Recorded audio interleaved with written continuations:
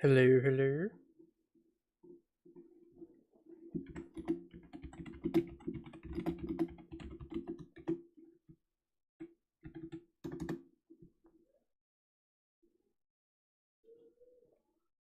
I don't know if you know it's funny, but your mic's muted. Okay, there you go. There we are. Sweet. I don't know. Just wouldn't turn on for a minute. That was weird. I'm gonna say a warning now. It's kind of raining and thundering really loud outside, so there is a possibility I'll lose internet connection and power. I'm sorry for that in Oh, advance. It literally just started thundering and raining, so shit happens, you know.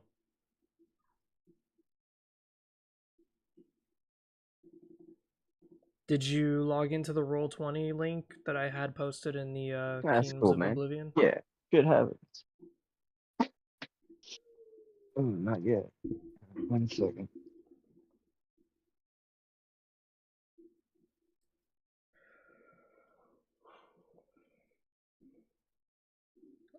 I've already kind of begun the outlines of a novel that I'm thinking of writing for my own Kingdoms of Oblivion. Because I'm waiting for playtesting data, so in the meantime, I'm just Oh expanding shit. lore. Because I can write pretty Yeah, well, but it's just it's just that I'm trying to like create something interesting. yeah, man. I get you. It's definitely interesting so far. You got some very original concepts and origins. Yeah, one of the things that I'm doing is I really like Delamore, and I'm gonna try to expand upon him because I really like him. So whenever I get to the Vampire Codex, that's gonna be really fun. Oh hell yeah. Well, shit. Where did you say that you posted that link? It's in Kingdoms of Oblivion rules, and it's just an open link to Roll20. Oh,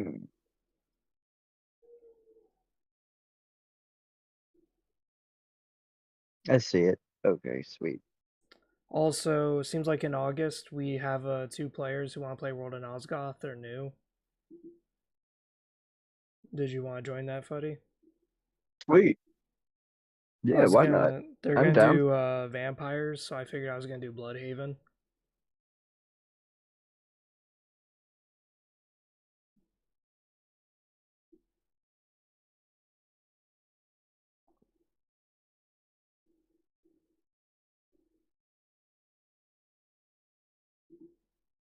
Cool.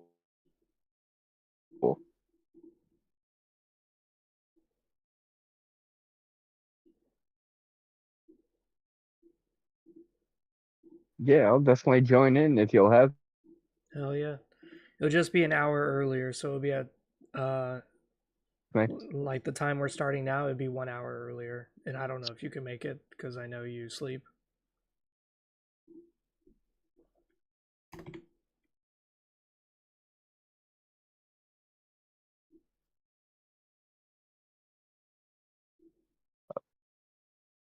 1 sec. I gotta go grab some coffee real quick.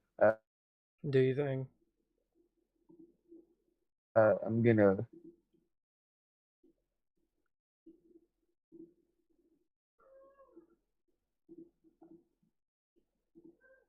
give me silence myself for a sec.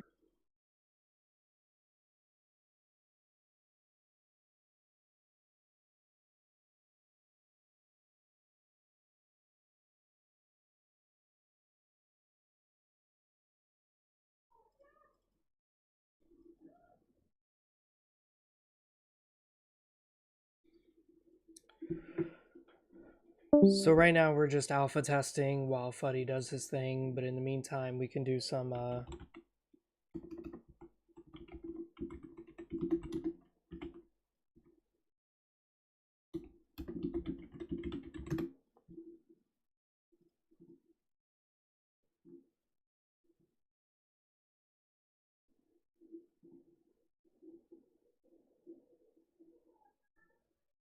Like this here would be a perfect map for our thing.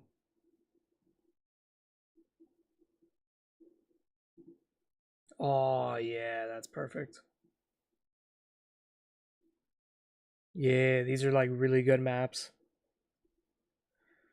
The goal here is that I want maps of Mars and Venus and other places. And the goal here is to design like an alienish but familiar view of things.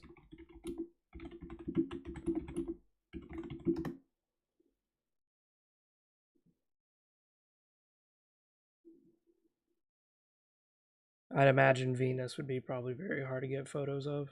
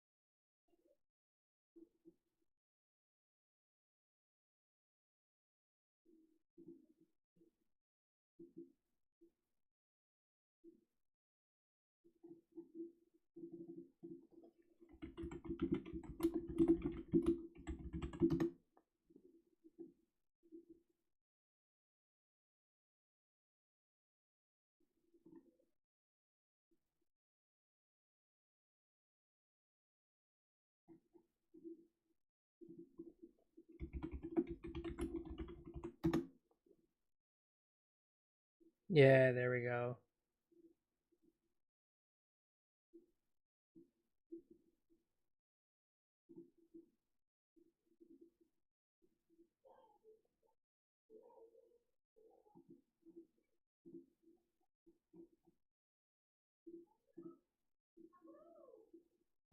I guess you could do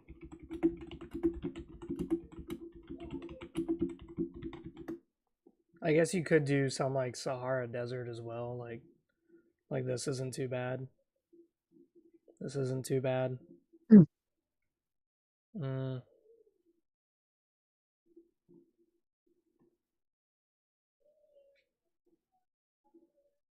I don't know how the fuck these motherfuckers have licenses on pictures of dirt, but somehow they do. But all the shit from the NASA database is free.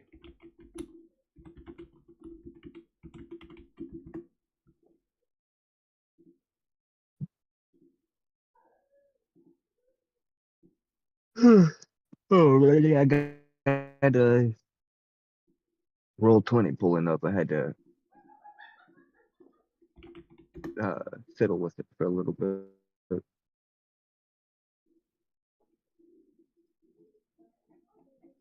Oh my god, these are dog shit photos. Oh, here we go, or something.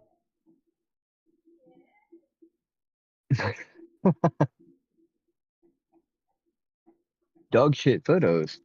Yes. I'm looking at NASA's database, and of course, some of these photos are from like 19 fucking 30. So it's all black and white. Oh, yeah, naturally. Because as I said, like, Have you seen the for. recent photos of the moon? No. Dude, I shit you not. It looks like moldy cheese. Hell yeah. It's like covered in blue spots and brown spots and stuff. It's amazing. They've got a new image they just released. It's made up of like thousands of different photos. individual photos of them. They're Yeah. calling it the clearest image of the moon we've seen, or that we have. So far, my plan with this game is to And just use aerial footage of like landscape of planets and shit. So that way, it's like people are gonna wonder why does it look so familiar but so alien at the same time. that's pretty slick. Because all images from NASA are free and they're like public use. So you could just kind of take it, edit it a little bit, boom, bang, boom. That's actually what this map is actually a picture of a. It's like a. It's a photo of one of the trenches or some shit in not Mars. I think it was like Europa or something like that. So I just edited the map a little bit. Shitty resolution, but whatever. Okay.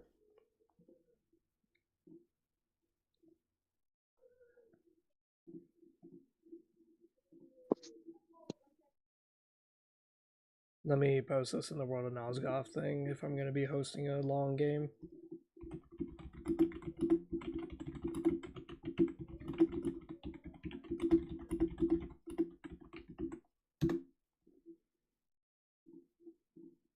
Come on.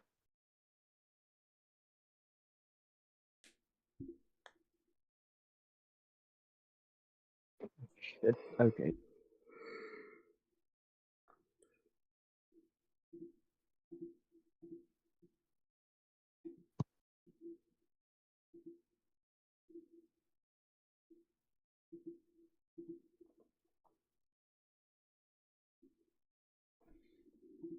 Are you in the game?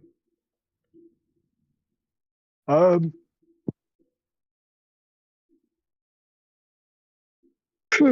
Shit. Excuse me. Um. I forgot my password. I gotta reset it real quick.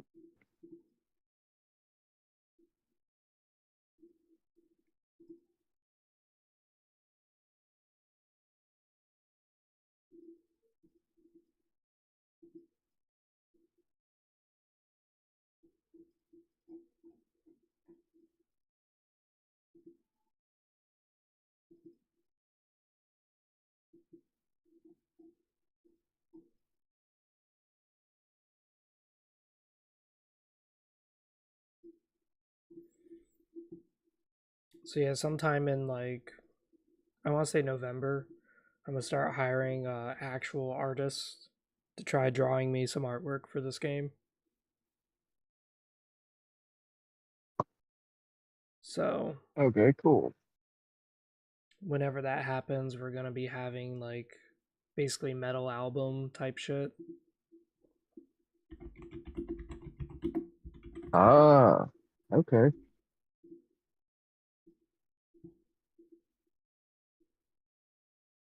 Like old school 80s style Conan the Barbarian type stuff. Yeah.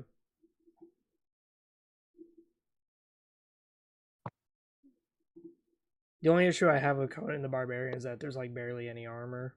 So with this one, of course, there's gonna be like a lot of armor, lots of it.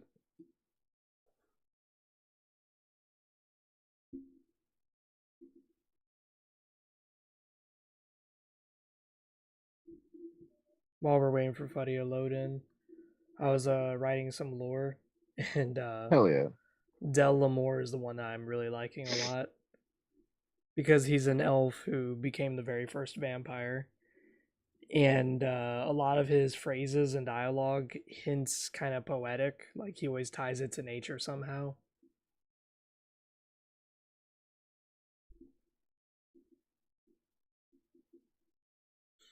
I'm the ember that will burn you down. It's like, ooh, interesting.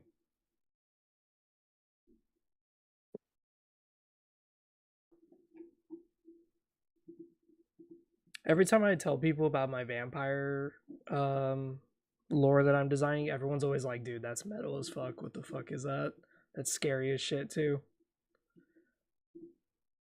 Because again, like, I love vampire stories where vampires are actually monsters, not these, like, Twilight glittering femboys. No, I don't care for that.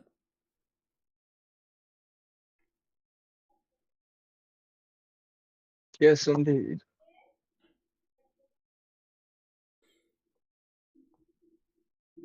Oh, he's got that kind of, yeah, it's very metal. Pablo?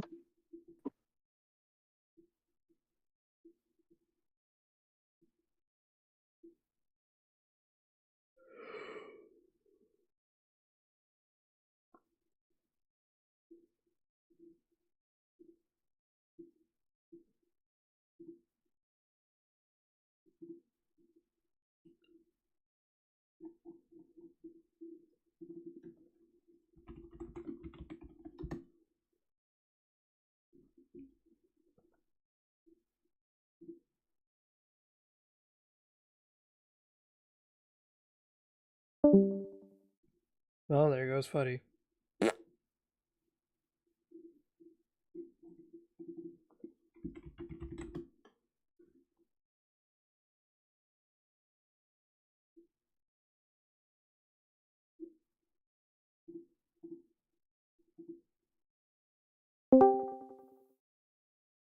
And he's back.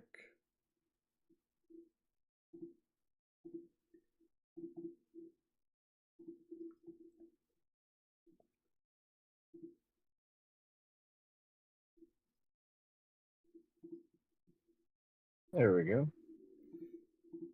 Me and my friends were For playing some reason, Warhammer 3 this morning, and dude, it was so fucking nice. Total War? Yeah. Cool. Oh, you changed your profile picture on Roll20. Oh shit. Yeah, that was I think I put that up whenever we first started playing the Mortis campaign.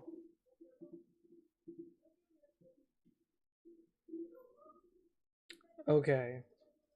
So for this alpha test conduction, I'm gonna let Fuddy choose whatever side he wants to play on, and then I'm gonna have Fuddy tell me the rules to see if they're readable, they're legible. I'm recording this and streaming this for my own data feedback, Okay. just like the alpha dungeon, just like that. Okay.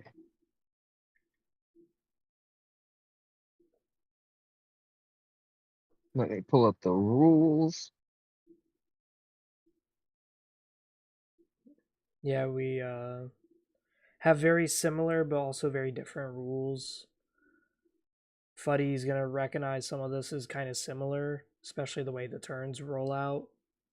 But then Fuddy's gonna see that there's actually a lot Hmm. of things that are kind of different as well. So it's kind of similar World of That's also Nosgoth, very but a true. lot different.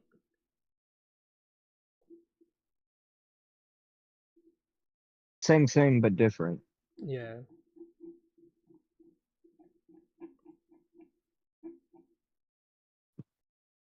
I guess I'll go with the Knights and Archer. So you're gonna What go the with heck? the Red Irons. Okay.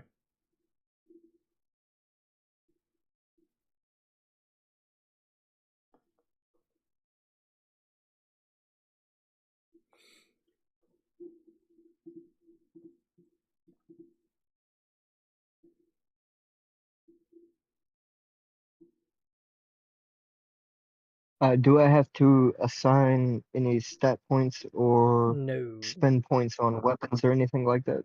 Everything is already predetermined. This is the demo army, so everything's already pre-made for you. Sweet. Both armies are exactly the same point cost of 10. And if you did want to learn how to design units, that's all the way at the bottom of the Universal Rules page. I wouldn't recommend it for now. I would Yeah. just kind of recommend just choosing the official units, and then that's it. Which I should Okay. probably publish. because I realized just now I didn't publish this.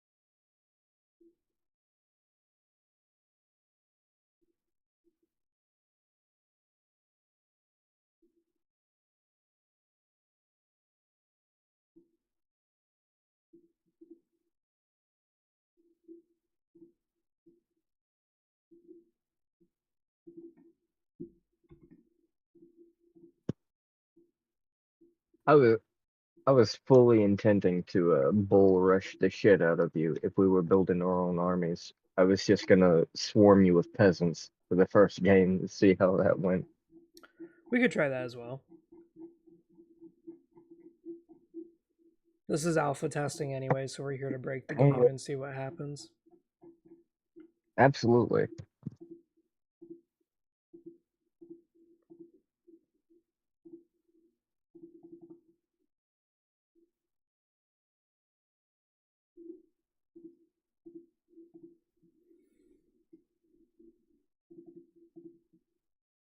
All right, I think I'm about as ready as I can be. Okay.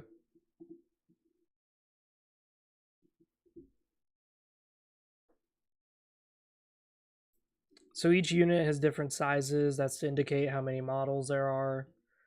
Obviously, if you get touched in melee combat, then that means you're kind of stuck in that place.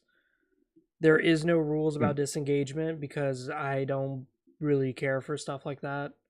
I think that's more of a faction mechanic rather than an actual thing that people should have. So you could willingly disengage whenever the fuck you want. There's no like back attack or nothing like that. Okay. So just read through the rules and you tell me how we're going to play. Because again, I need to make sure that the rules are legible in the way that I envision them.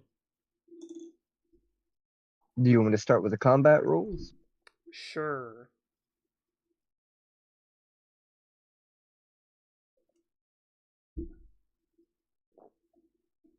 How to inflict misery on the foe.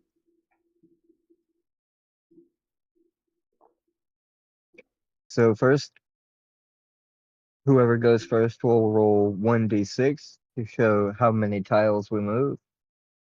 Yep. And depending on terrain rules or enemy placement, that'll impact where we can move before we have to enter the combat phase. Then in the attack phase, depending on our weapons range, either with melee, you'll have to be close face to face, breath to breath, cheek to cheek, or unless you're using a two-handed weapon, you can strike them from 2 tiles away, which is always nice. And then you have your ranged weapons. Are we going 4 tiles or 6 tiles? Let me see. Where are ranged weapons? Bows only have 4 tile range, I believe. 6. 6. Okay. Yeah. So that'll definitely give both our sides a bit of an advantage against the enemy's melee units. You with your mage and myself with my archers. Roll 2d6 to hit. Any kind of modifiers based on our stats and skills will be applied. If we cast a spell or use an ability, can't attack.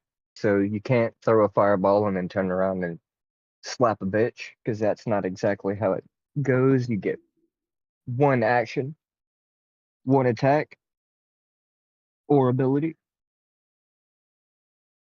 Any kind of attacks that you wage against an enemy unit, it's not divided up against the actual numbers of units in that or soldiers models within that particular unit. So if you shoot at one archer, they all feel it. And when that unit's HP reaches 0, all 10 of those units are removed from the field. You have essentially devastated an entire what's the word? Regiment? No, that's too big. Platoon? That's too modern. I just say unit. Yeah. You will have essentially devastated an entire unit that's 10 whole guys cut down by either you or you've lost 10 good men due to the wicked wiles of your enemy. And then after each unit has their movement and attack phase, they are exhausted. They are unable to act until the next move, and they are at the mercy of your opponent and whatever decisions they make. So hold on to your butts and may God have mercy on you. And at the end of each round, any in-turn effects, terrain damage, poison, or healing will be applied. And we will carry on like that until either I'm dead or you're dead. Always watch out for terrain. Different features will give you different buffs or debuffs. Flattened grass will give you a +1 to your endurance, which is always nice. Pebble fields are slippery, so you'll lose a bit of movement. Major terrain effects, like hills and rivers and forests, have different buffs and debuffs. Hills give you a +2 to your ranged attacks, and attackers suffer a -2 penalty when striking at you, so that's always nice. Take the high ground, Obi-Wan Kenobi. Rivers will cut down your movement considerably by 3 whole points, but you get +2 damage. Oh, and you take +2 damage from ranged attacks or ice magic. Forests will protect you pretty nicely from ranged weapons, but they'll also hinder any ability for you to strike with a ranged weapon. So keep your archers in the trees if you want to keep them safe, but make sure to get out in the open if you plan to take a shot. Use the land, people. Burn the trees. Open the floodgates. Cause an avalanche. Terrain ain't just scenery. It's a weapon. Use it. Learn it. Love it. But don't despair, because there's only 2 terrain effects that can be active at a time on any single troop. Major terrain effects will always override minor terrain effects. So if you're standing in the trees and there's a nice flat grassy field that connects between where you're standing or and with your enemy, you won't get that +1 to your endurance. You'll get that debuff to your ranged attacks. I think that's roughly how it works. So yeah, use the land, use your wits. Don't be afraid to take risks. And if you can, use them to inconvenience your enemy or shatter them completely. We'll see how it goes.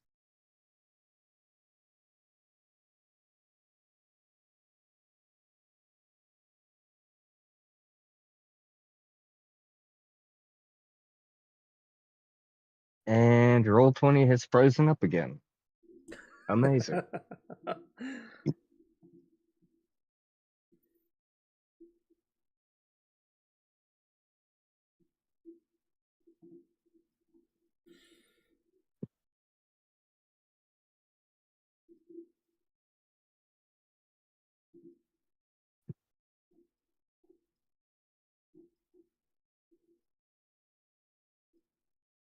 Let's see.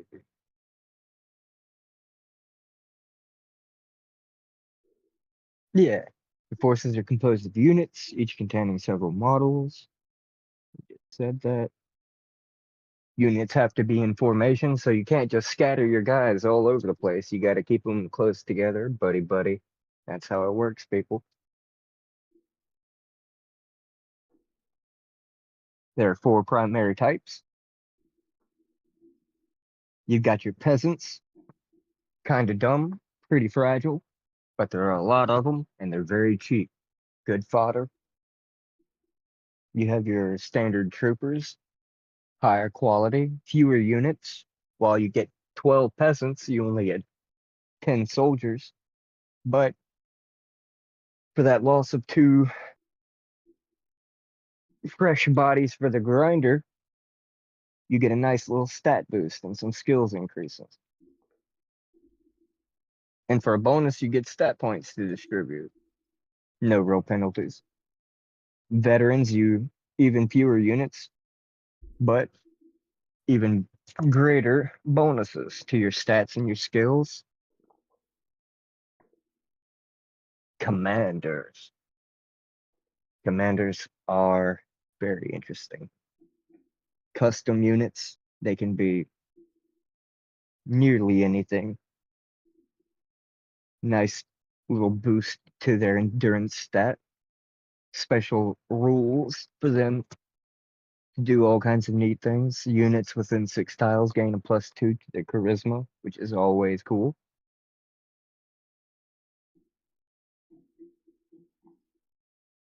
All right, so you think you can play?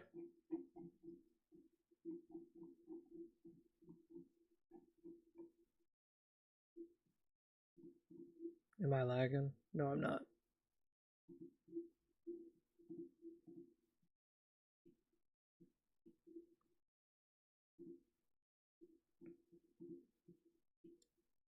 Fuddy. Hello. Maybe he disconnected.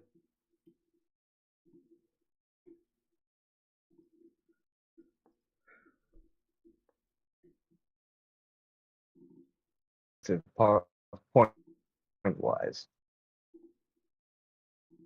So, will you risk bringing a weapon of mass destruction to the battlefield at the cost of boots on the ground? Or, or, or will you swarm your adversary with numbers and drown them in an ocean of your own blood? The choice is yours.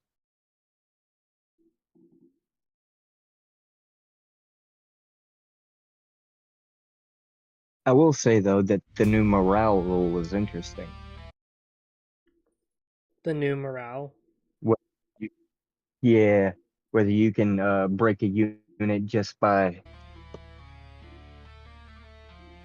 a charisma roll was pretty cool. Yeah, so there's a few things that trigger it. One is once the unit reaches half HP. The other one is if the unit is in range when another unit of its dies. So if you can trigger those two situations, you can cause like a mass cascade of people retreating. But people retreating doesn't cause more retreating. It's just a one-time thing. Gotcha. All right, so you ready to play? Absolutely. You want me to go first or you to go first?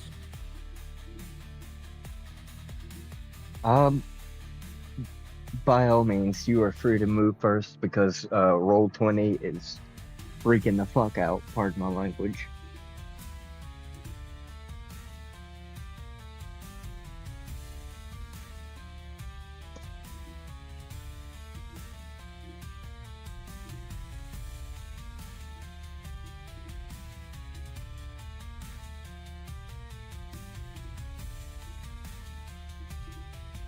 Alright, that's the end of my turn.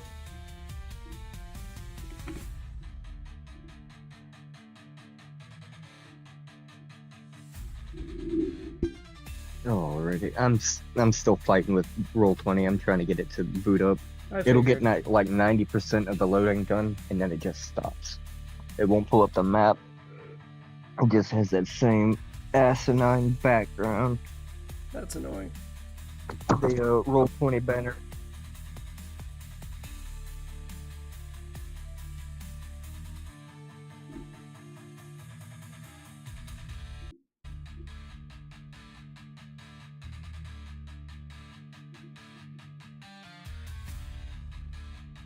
Oh my gosh.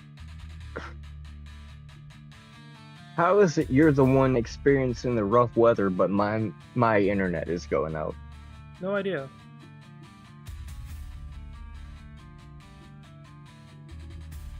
There was a few things that I was kind of spitballing with. This is just amazing. There was a few things I was kind of spitballing with ChatGPT because I use it differently than most people. I use it as an analyzer of data, and that's about it. But I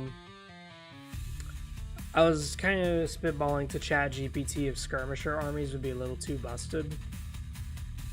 Because all skirmisher armies have to do is just keep rolling to run away. But because rolling is RNG, there's a chance that you could just catch them because they keep getting bad rolls. So I was kind of wondering with ChatGPT though, because like rolling for movement is very tedious, especially if you have to do it for every single fucking unit. So one of the data analysis that I tried was I tried seeing if I could tie armor to movement. So if you're wearing steel armor, you can only move like 4 tiles, but it's always 4 tiles. It's never like reduced.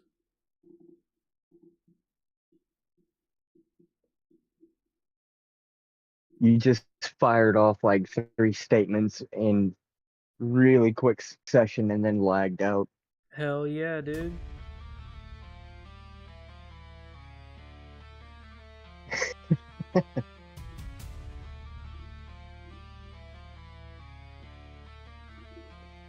All right, sweet.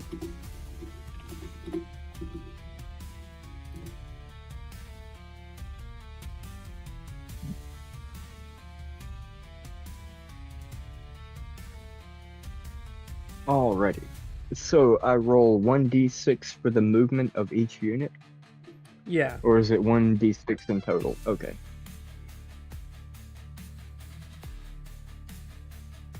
Let's see. I'll move. Oh, Jesus.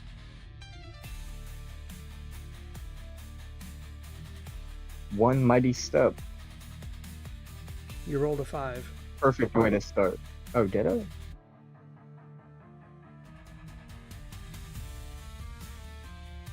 Ah, there it is. Okay, the chat thing is freaking out.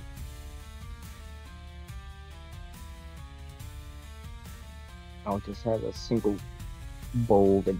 Okay. You gonna let me move you, buddy?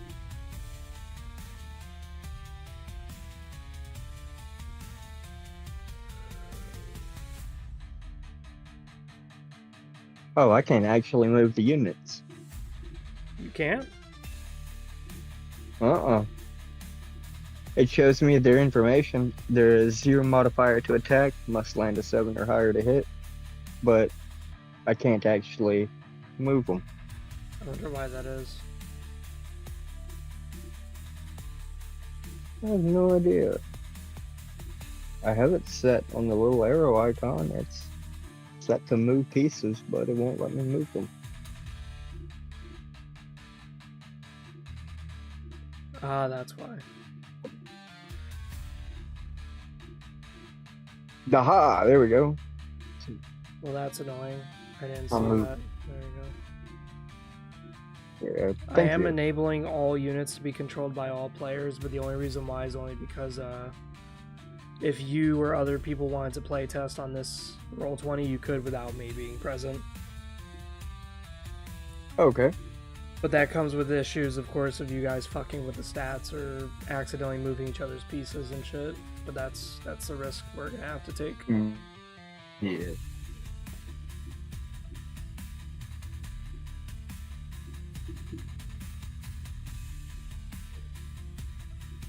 We'll just have to be extra careful with it.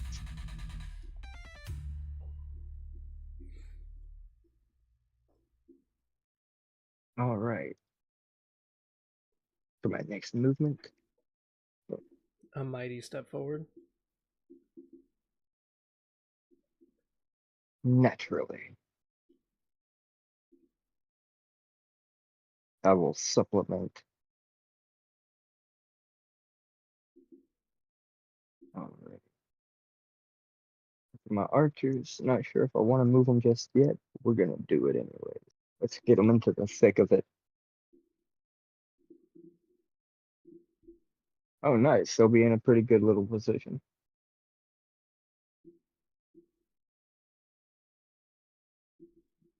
Yeah.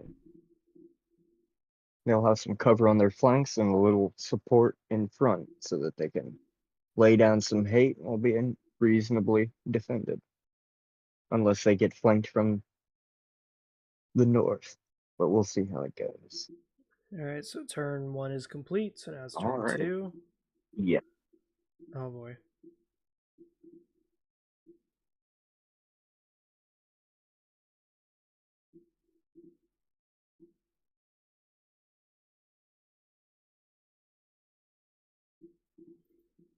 Alright, that's it for me. My turn's over.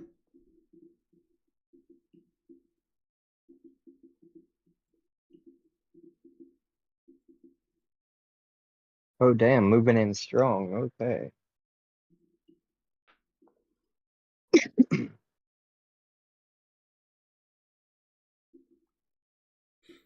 Right now, while Fuddy's Let's see if testing I how can to get my play, boys over there. I'm testing how corner camping works.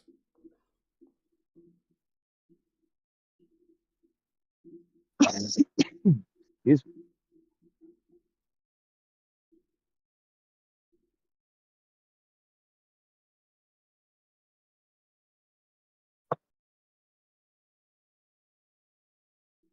Oh my goodness.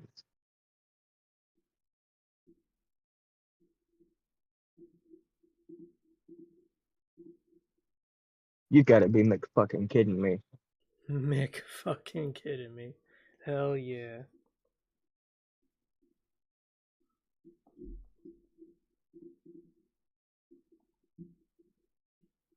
Did your shit freeze out or something?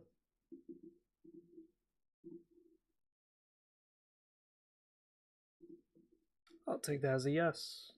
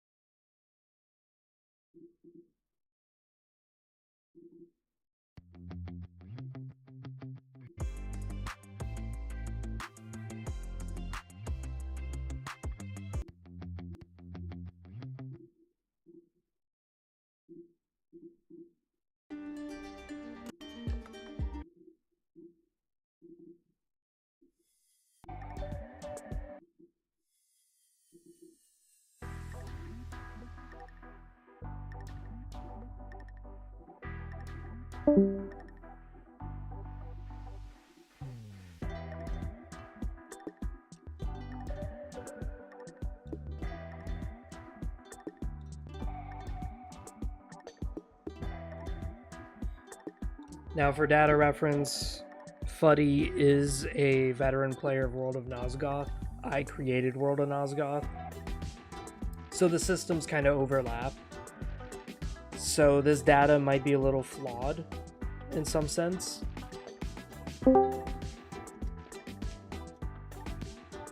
There we are.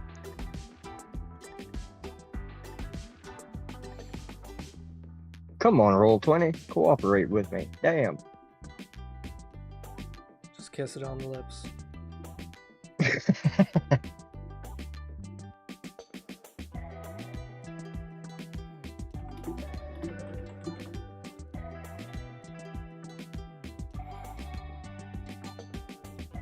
Maybe that's what it needs. It's kind of teasing me right now. You might be right. Just needs one slow, passionate smooch.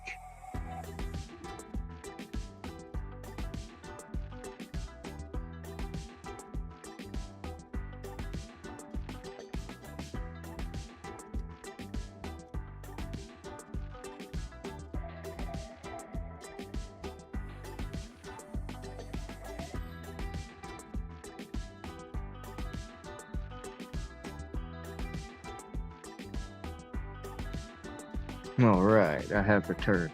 Sweet. 1d6. Now we wait. Still rolling.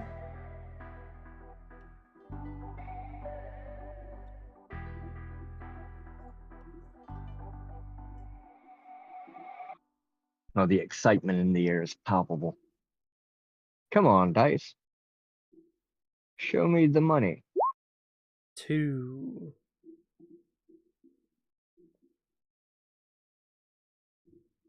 Oof.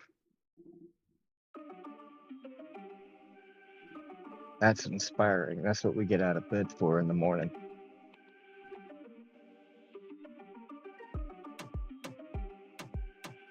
I'll move my big guy. Well, no. I'll just move my first soldiers first. And bump 2 tiles forward. The slow march towards victory. 1 more d6.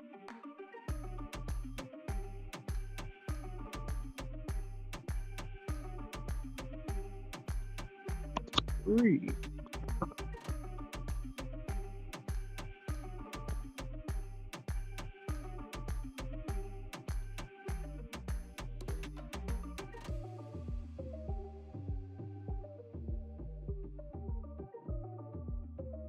And finally, the orange.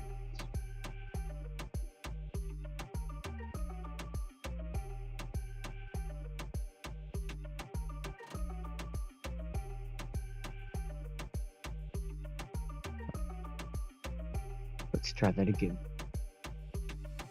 Oh, the arches, I say. There we are. Nice.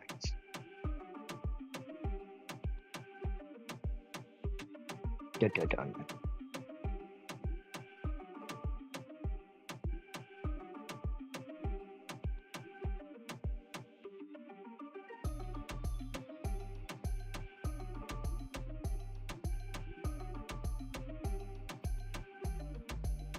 Alrighty, that should be my full movement phase. I don't think I'm still out of range. So I can't do anything too hostile. I'll just stare at you from across the field menacingly. Alright, I'm gonna spend half my runes. Aw, shit. And we're gonna cast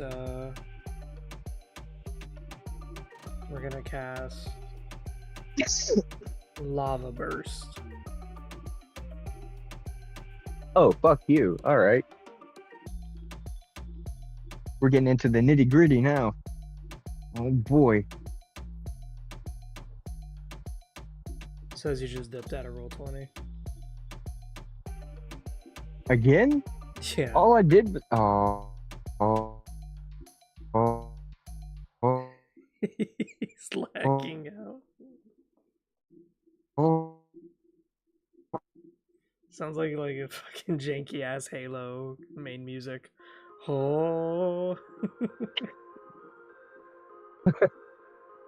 That's what I sound like? Amazing. Yeah.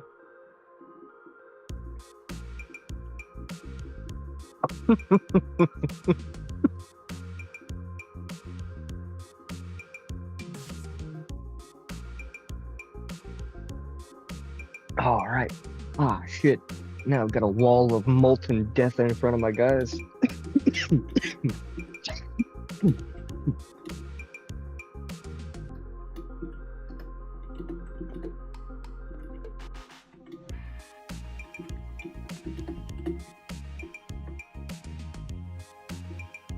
Leaving little notes for myself.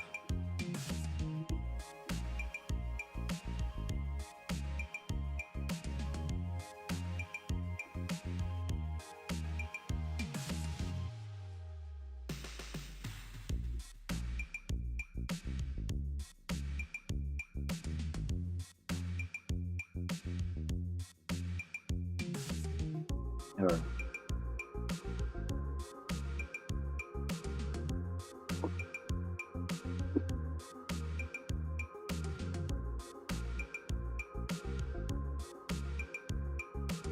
We're marching northward, lads. Let's see how far we get.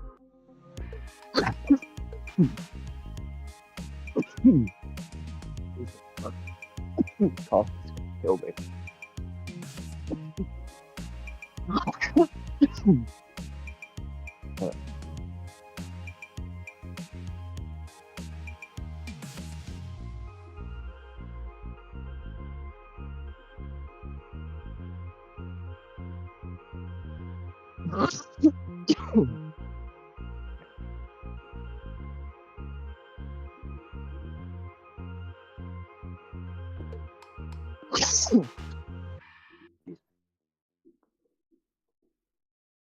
Ooh, 5 mighty steps.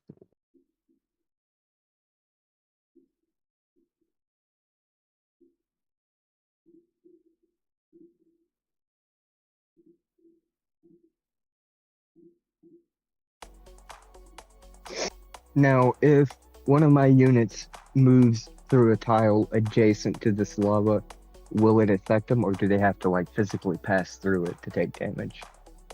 Ending your turn on the craters or stepping on the craters causes damage, yes. Right. Perfect.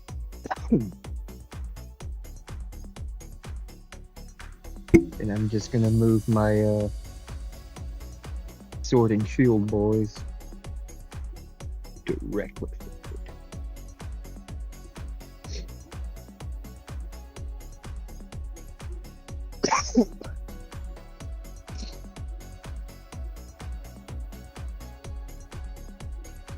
And my archers, one more roll. Archers.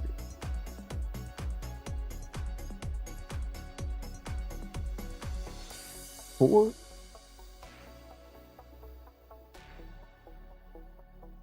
It's tempting, but I think I'm just gonna move them right here and use that lava to their advantage. Give them a nice little forward bulwark.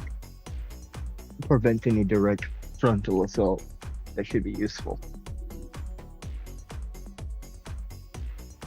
I don't know if you read the rules thoroughly enough, but it does say that archers can shoot outside their range, but every tile outside the range is a -1 modifier. Oh shit. So while your range is 6, you can hit my standard warrior. But if you want to roll off of a -2 modifier, you could try shooting for the mage. But I think you're already rolling off a -1 mod. Yeah. Where is that section?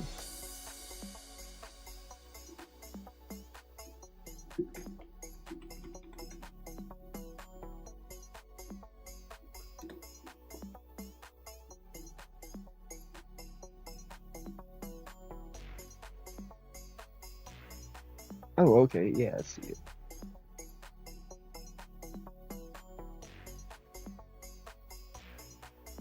I should delete this because that contradicts the other rule. Let me. Alright, so range units can attack outside of rep and range. Every tile outside of range take a -1 modifier. Yep. Cool. So there are benefits to doing it, obviously, which is that, if your archer is like a +2 modifier, then hey, may as well, right? Especially if you're on a good hill or something like that. Absolutely.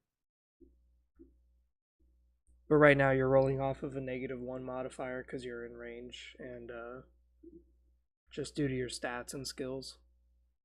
But you are in range to hit one of my warriors.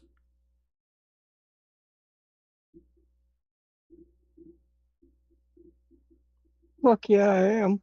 So I'm gonna roll 2d6 and see if I can hit somebody. I'm gonna go for Wow. your standard warriors. Was it terrible? No, it was not. So 2 damage, and then I have only 1 armor, so it's 1 damage.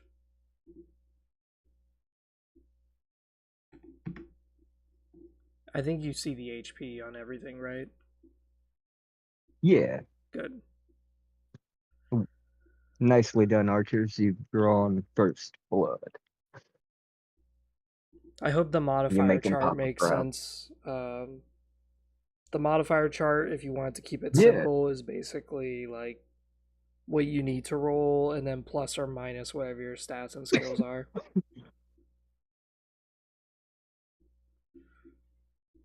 All right, so with that, that's the end of Fuddy's turn. It's my turn.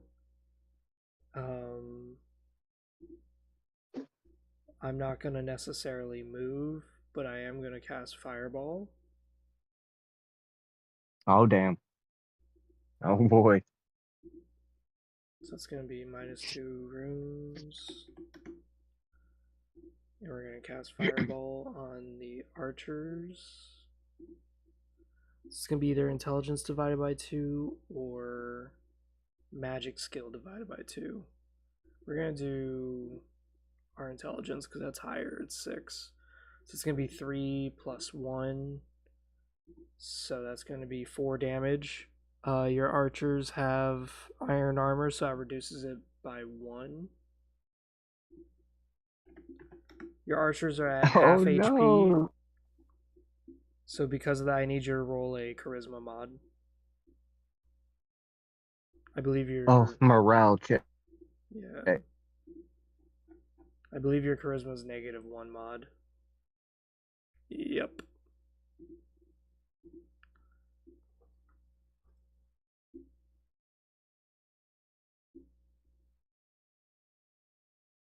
2d6.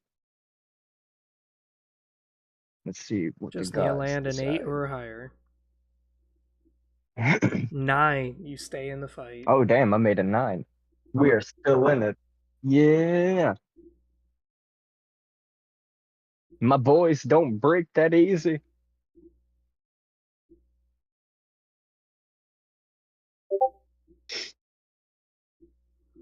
Alright. I'm gonna just position my guys like this to stay safe and protect the wizard. Regenerate 1 rune because it's the end of my turn.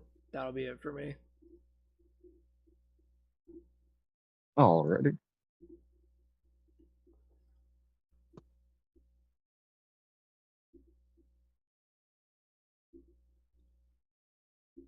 It is time to press onward.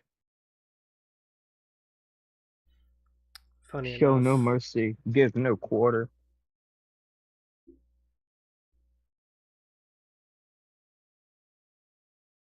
What's up? I said funny enough, you could probably attack me without me actually. Yep. You're already very well aware of that. Yep.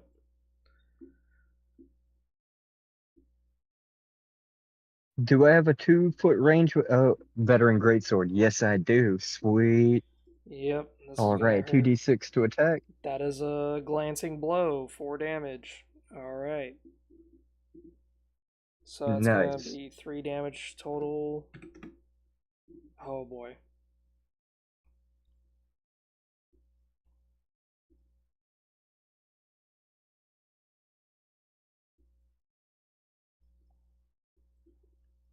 We're in the thick of it now, gentlemen.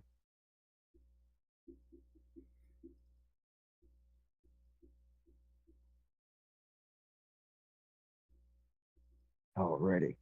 Now to move my soldier unit.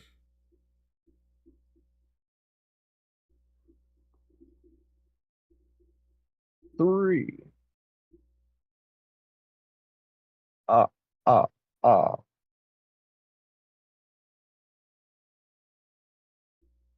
Opposition right there. Yeah.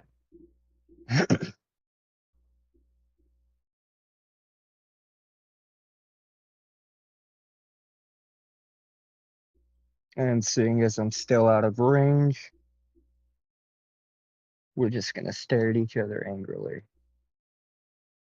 And finally, one more movement roll.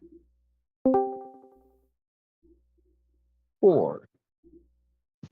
Howdy. Archers, How's it going, Frederick? Oh, not much. good evening. Are you streaming this? Yep. Oh, okay. Well, my bad. No, it's fine. Sorry You for could stumbling. stay. No, you can stay. That's fine. Not yet. We're just All right. alpha Well, testing.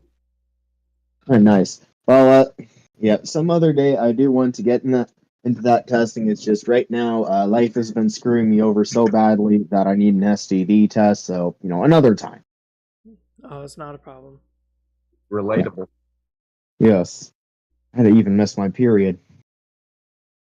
Dude, that shit reminds me of what happened to work. Some like purple shit was Oh, on my dude. hand, and I was like, "What the fuck is this?" It looks like I finger fucked a clown. Um, I'm surprised Funny like, didn't say anything about that too, because I was going crazy with the description. I was tempted to, but I was at work. Yeah, let me I read did. that shit. Full on palm slamming, knuckles deep, finger fucking that clownacy. Yep. yeah, a day in life the Honk home. honk indeed. Yeah. Anyways, man, y'all have fun with that, with the game and the clown pussy. So y'all have a nice night, man. Bye.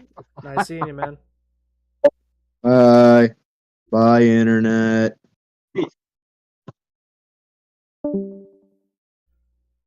Alright, so you're removing 4 tiles with your archer, and then that would be the end of your round, Well, but that was nice. I don't know where you're moving, though. Yeah, I think I'm just gonna keep them there. It was kind of a wasted roll, but that's fine. Okay.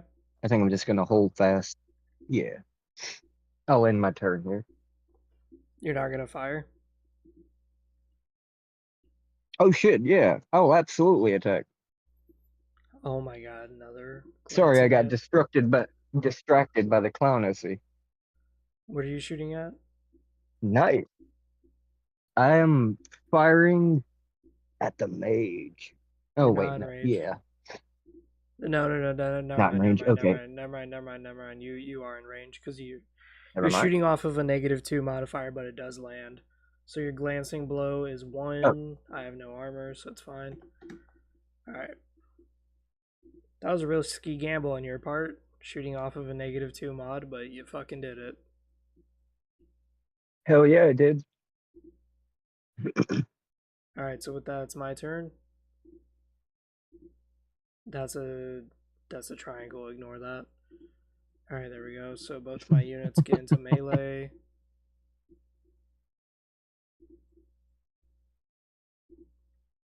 Yes. Let us cross blades. All right, my My mage. blade. What is that? That's a glancing blow, isn't it? So 3 damage. You have only 1 armor, so that's going to be -2.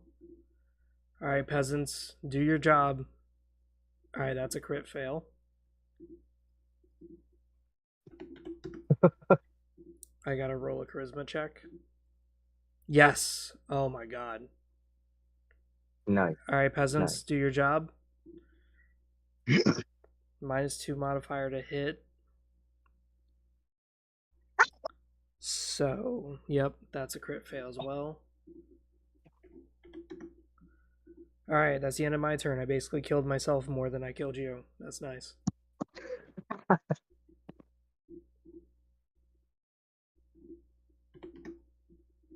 All right. My great swordsmen are gonna go for an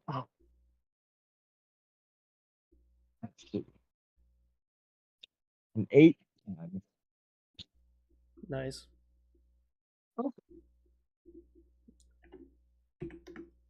Alright, I lost most of my HP. Beautiful.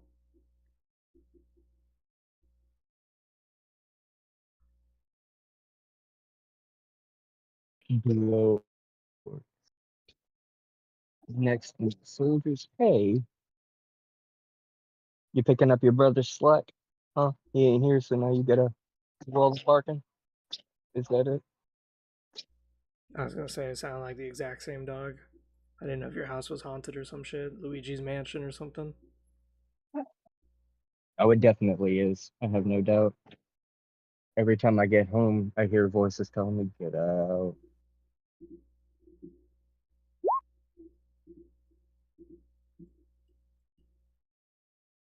Alright, so that I fails. think that's a fail for Yep. my veteran soldiers. Yeah. Yep. And now for my archers to see if we can finish off That's a fail as that 1 well. HP Wow. peasant unit. Curses. You're still in it. Alright, start of Lucky my little turn. bastards. I'm going to expend 2 runes. Wait. Should be a 3, not a 2. I'm going to cast Fireball and kill those archers. No. Oh, my boys. Alright, peasants. Fuck. He just killed himself. Oh no. Okay, well, he just failed. Okay. Alright, so with that, that's the end of my turn. Beautiful. Let's see if I can get a 3 or higher in movement It's 3 runes. for my great sword. Oops.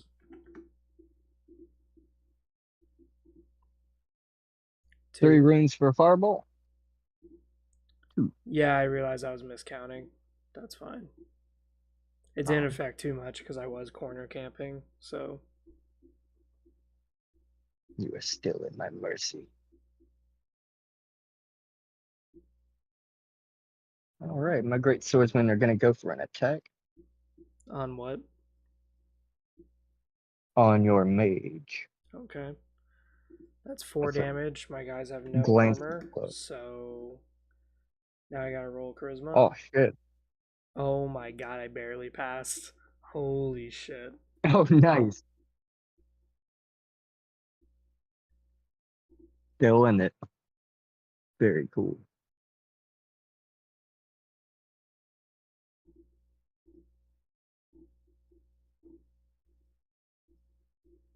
Alrighty, now for my soldiers. Lay some hate, my boys. With another 10. That's a I 4 am hit, rolling I hot believe. fire tonight. So it's gonna be 5 damage, -1. Oh boy. Alright, let's see if they pass their charisma. They fail. Oh 1, no. 2, 3. Okay, they're about to retreat. Okay. Alright, so it's my turn. Looks like things are dire. Sponge boy me bob. They're not lost yet. Alright, we're gonna try to staff attack. So that's with a +1 mod. That's just a glancing blow. It's gonna be 3. Ah, you surly knave. Alright, I'm gonna have you roll a charisma check on your great swords. You should have a. Let's look. Oh my god, you have a -1 modifier on the fucking charisma? Okay, let's see the charisma. Let's see it.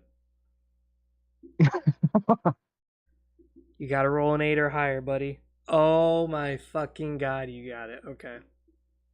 Nice. Alright, well, this is looking like a GG easy. Oof. Yeah, this was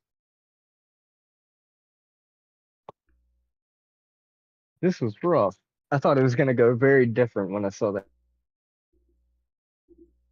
I guess I'll roll charisma check on my down the warriors and first see if they step came towards back defeat. in. Alright. Demo kit, let's look.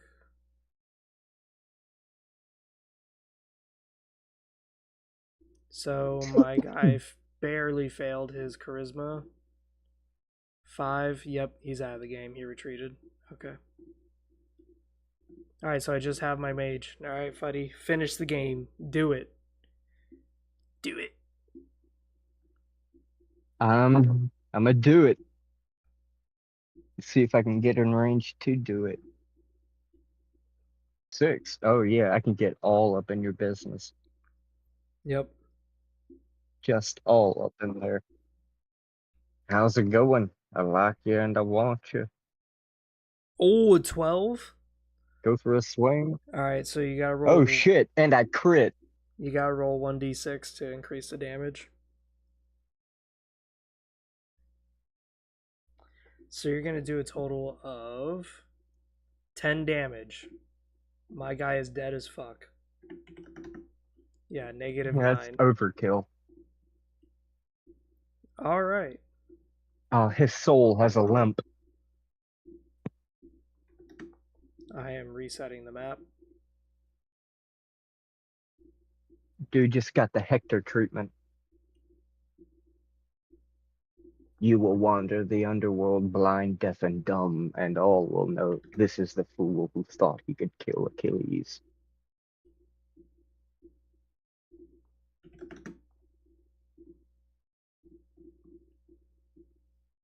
All right, so far, were there any moments in the game that you felt were clunky or did not work?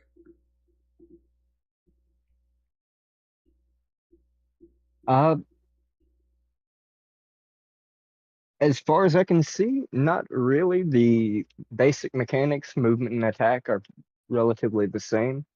Uh, Mostly, I think I just have like new game jitters. Like the rules are very, very similar, so there's not much of a learning curve, but there are some new elements in there to make things interesting. Okay. So, would I say clunky? No, not after one match. I wouldn't say it's clunky at all. Just the new elements add a nice little twist to it.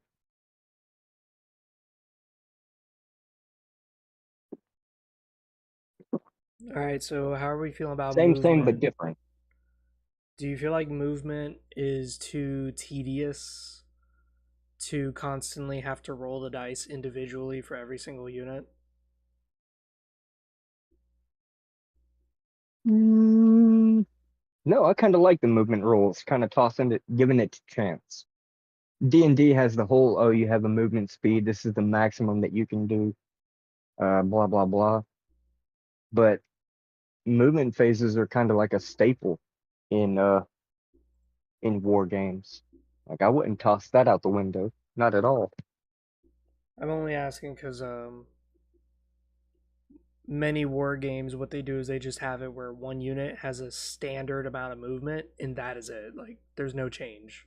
Yeah, So a truck may only move 4 tiles, and that's it. That's all you could do. And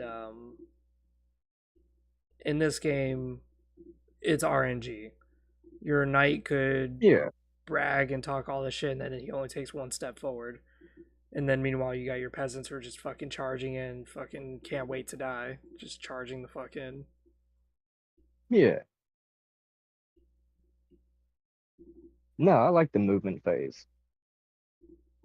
I like having to roll for it because, well, yeah, if you had like a set movement, it would get reduced a little by terrain modifiers, but that's really not that big of an issue if you're not already gambling on how far you can move to begin with. You know what I mean? Yep. Yeah, I think it's fun,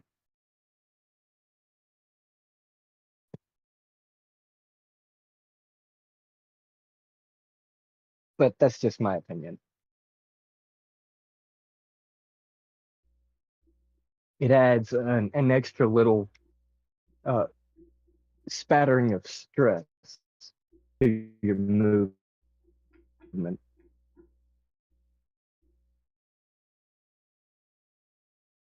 Like, oh shit, I've only cuts my movement by two. So,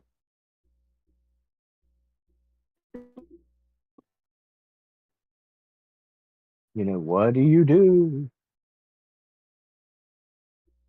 Do you accept that cut to your movement, or do you go out of your way to use your full movement to try to get around that terrain?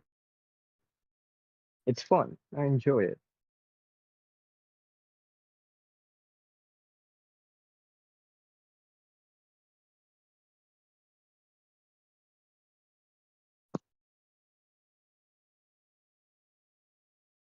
It's more fun to gamble on what you can do than rather just have it handed to you. Yeah.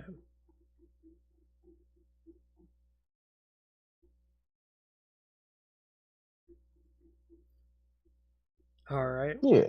So do you want to try switching sides or no? Yeah, let's see if I can kick your ass with that mage. So you have to open up the magic categories page, and you can only choose one field of magic. Due to alpha version demo purposes, you are allowed curse magic, even though I said in the rules that curse is not accessible to humans. That's when I start adding racial shit into the game, but until then, just kind of go crazy with it, go wild. Right.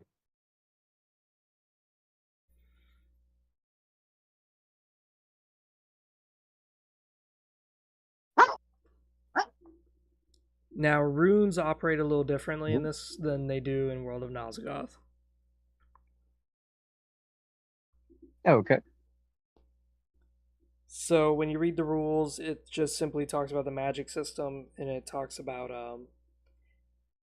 the intelligence that you have on your highest unit is what your rune count will be. So if you have one random guy who has 7 intelligence, you start the game with 7 runes. Every turn you can go above that rune cap, so that's not a cap, that's just simply how much you start with. So theoretically you could get up to like 100 runes Okay. if the game like goes on that long. If I never cast any Yeah. spells and just keep building up my runes, yeah. But just like World of Pretty big Nosgoth, risk, but yeah. staffs have a 1 turn cooldown time. Mm. So that means that once you use a staff, you have to wait. Originally, when I was alpha testing, fighting against myself, I found out mages were a little too powerful.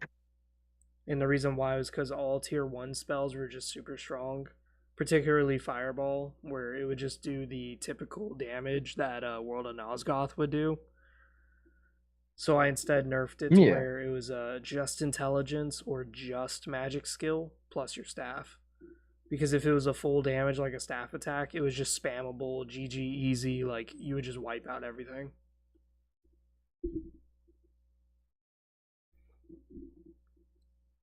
So Okay. you do not have access to tier 3 magic. Yeah. Because your mage skill with magic is only 5 instead of 6. Tier 3 magic I'm kind of reserving for more heroes and such like that. I think you left Roll20. Like a commander exclusive tier. Yeah. Oh, am I again? Oh, damn it. Okay. That being said, when I get into the beta stage of the game, I will be unlocking magic categories that are unique to certain races, unique to certain factions. So that will be Oh, later. shit. But for alpha stage, we're only worrying about this. Oh, the Dark Elves. Awesome. Yeah.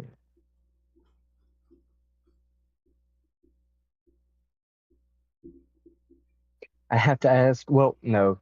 I'll save that for the beta. Yeah. Save that till the beta. Why? Okay. What's up?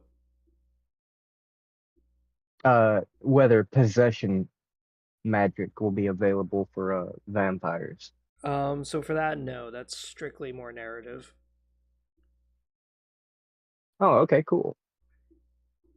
So what I'm gonna have is I'm gonna have it where you could theoretically turn this into a tabletop RPG if you wanted to, because after all, it's so similar to World of Nosgoth, it wouldn't be difficult to implement. Yeah. But what I'm gonna have is I'm gonna have it where elves have an endurance of 3, no matter what. And as you can see, that is very little HP to be working with. 6 HP, that's not much. Yeah. But on the flip side, elves get higher intelligence and perception. Now with Oh, so they'll make really great archers and mages. yeah. Now with vampires, what I was gonna have them narratively speaking is their intelligence is always stagnant, but depending what body they possess, they'll have different other stuff. And they can never improve their Cool. bodies. No matter how many sit-ups they do, they'll never increase their endurance or strength. No matter how many books they read, their intelligence will never grow. Like they're literally stuck in their bodies. So Right. by possessing new slaves and possessing new bodies, that's how they can improve their stats, and that's the only way they can do it.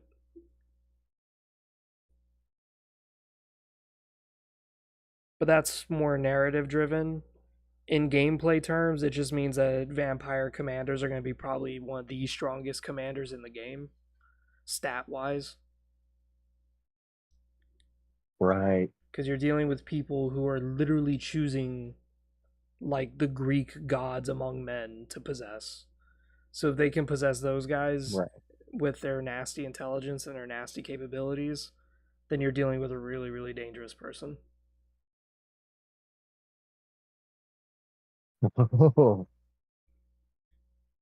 Um, Hell yeah. with orcs, I'm kind of planning this, but that's going to need a lot of beta testing. Is orcs, I'm going to have it where they do not have iron armor. They just can't have it. And they can't have steel armor. So they just wear leather, and that's it. So having zero fucking armor is going to really, really hurt. But then they're going to make up for it because they're going to have 2 intelligence. So they're really stupid. Really, really stupid. But they're going to have like 9 endurance, 9 strength. So they hit really, really hard. They have a lot of fucking HP, like 20 HP per unit. But they have no armor. Jesus. Okay, yeah, fair. So every time you hit them, you're going to hit them for the full damage. There's never going to be a reduction. Gotcha. So with the orcs, it's going to be kind of like a Okay. slugfest where you just keep headbutting each other and you just see who's the last guy standing. Okay. There are guns in the game, but I put those in just mostly for heroes and such and dwarves. Guns have 2 tile range and they do a lot of fucking damage. There are throwables. I didn't put crossbows in this because I don't want crossbows yet. But there are throwables like javelins, and those do extra damage, but they have 3 tile range. Okay. So there are stuff already accessible in the alpha version of this game. But just know with the beta, when the beta comes out, we're going to start changing the rules very drastically. And it's drastic only because it's now racial and it's tied to certain factions and nations. Like the 3 human Yeah. factions are going to play totally differently. Shit, I can't wait. It's gonna be sick. And one of the things too is that you may have kind of caught on is that there is no +2 modifier. And the reason why is just because no one's supposed to go above 7 or 6. Yeah, no one's supposed to go above 6. So as we include faction details, we will be breaking that modifier just a little bit. But again, that's going to be with terrain modifier effects and such. It's going to hopefully negate that. But it's all about positioning. Gotcha.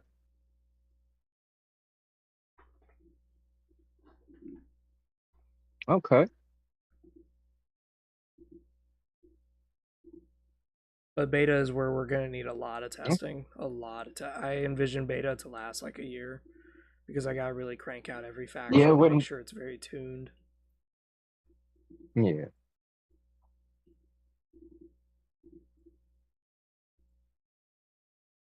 All right. Have you chosen a magic that you prefer? Yes, I am gonna go for lightning magic. Ah, you bastard. Okay.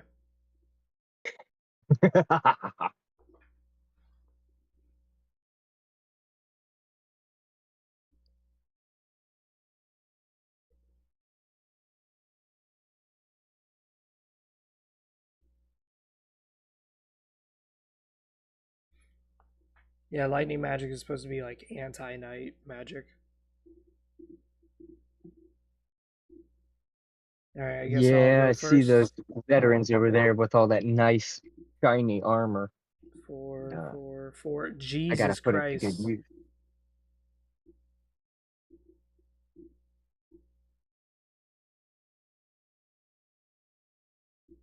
I rolled 4 4s.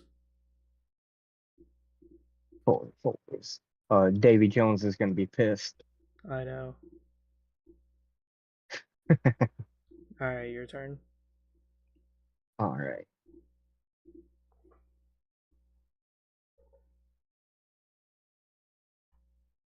I think I already wrote it in the rules, but unlike World of Nosgoth, mages here have a range of 8 tiles to cast some of their spells.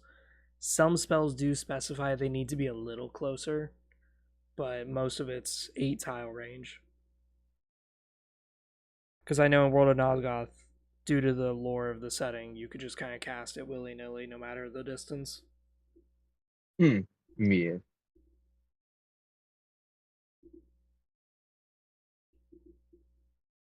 Okay. And move you 2. And move this guy down here 6.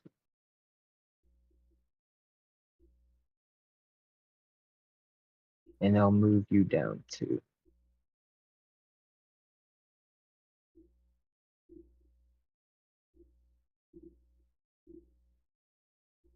And that is my turn.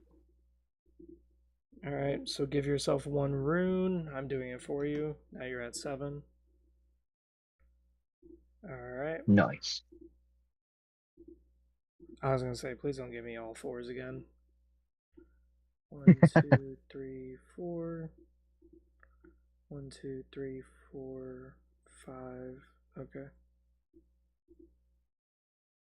1, 2, 3, 4. Alright, let's see. Do we land us? Yes, that's a glancing hit. Glancing hit is 2 damage. You have 1 armor, so that's going to be 9. And then my archers, are they going to land a hit? Let's see, are they even in range? No, they are not. Okay. Well, we're going to try to hit these boys.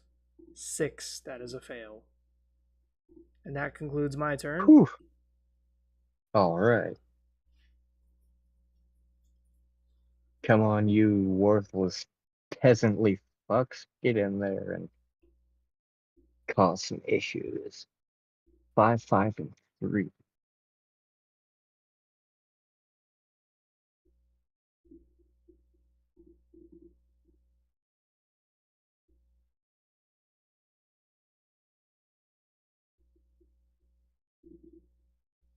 I know this might put them at a bit of an disadvantage, but I'm going to move these guys here to directly attack your archers. I'm going to cross blades with your soldiers. I'm not getting near those great swords for now. And 1, 2, 3. That should put me in range. Let's see. And you are also in range in more than one way. So I will cast Chain Flicker. Alright, 1 damage.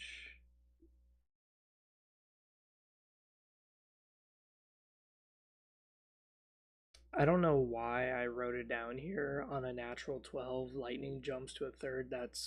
We're deleting that. Because you don't roll to cast spells. So why the Okay. fuck did I put that in there? I have no idea. Or should I roll anyways to see if I can get that crit? No, it was dumb. I don't even know why it says roll, because all the other spells don't say roll on them. Because you can't. Okay. It's just, you just cast it. Yeah. Gotcha. Now it's making me paranoid. Now I'm like reviewing everything. Does anything else say roll on it? No, it doesn't. Okay, thank God. There's just lightning for some reason that I had rolls on there.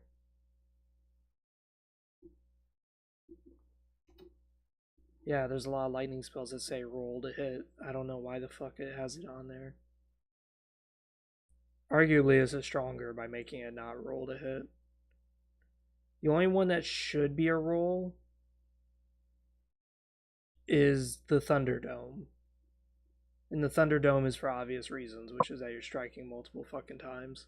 So that's like 20 damage. Yeah. Yep, there's another fucking roll to hit that we gotta delete. And it's on poison magic. Well, it's a good thing we're alpha testing this, because then I could Yes, see. indeed. Okay, good. There's no more.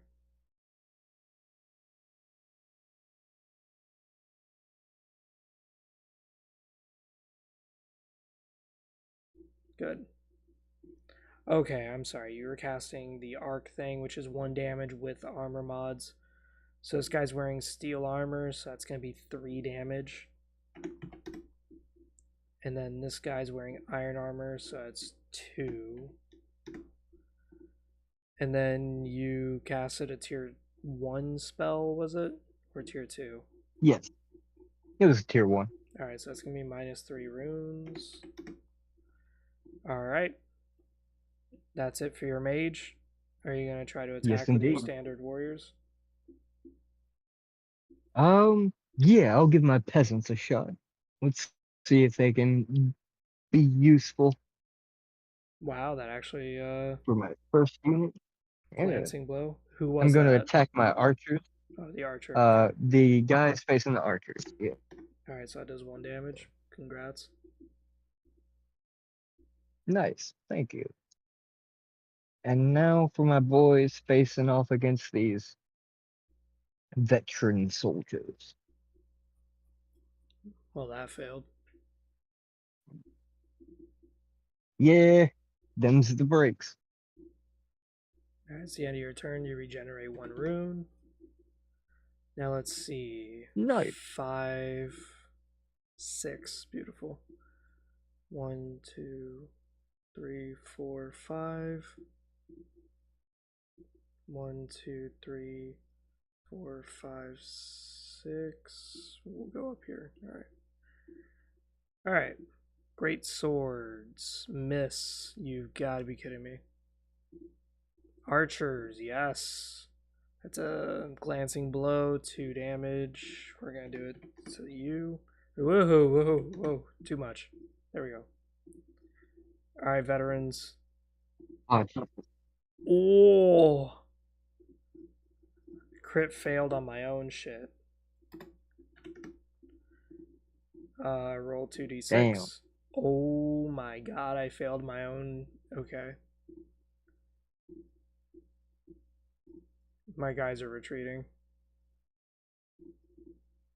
Oh, damn. Alright.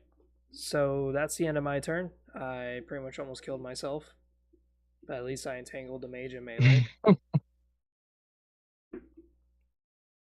You did, but for how long?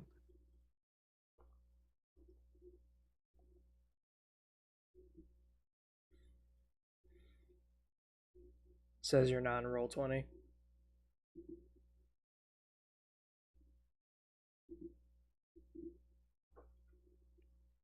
Am I back? Yes. Okay. Felt that one for God a bless while. you. I am blessed, yes.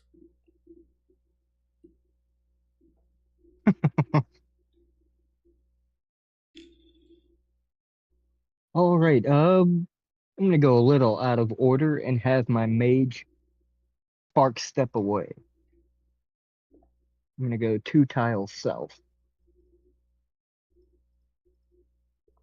Did you even roll? I don't Right, see a right roll. there. To spark step? No, you just teleport the caster 2 tiles in any direction. Oh, my bad, my bad. Okay, so that's a tier 1, so it's another And 3 it causes runes. 1 lightning damage to any hostile units nearby. Or is it just any unit, friend or foe? It says specifically any enemies All adjacent enemies, yeah. to landing tile. So if you landed on Oh, top of okay, me, so that it's would when have. you stop. Yeah. So if you landed on Oh, top of that's me, my that would bad. have took a lot of damage. Yeah. All right. Oh, well. At least it got you out of danger, I guess. Because now I gotta roll like a 2 or higher Yeah. to get closer to you again.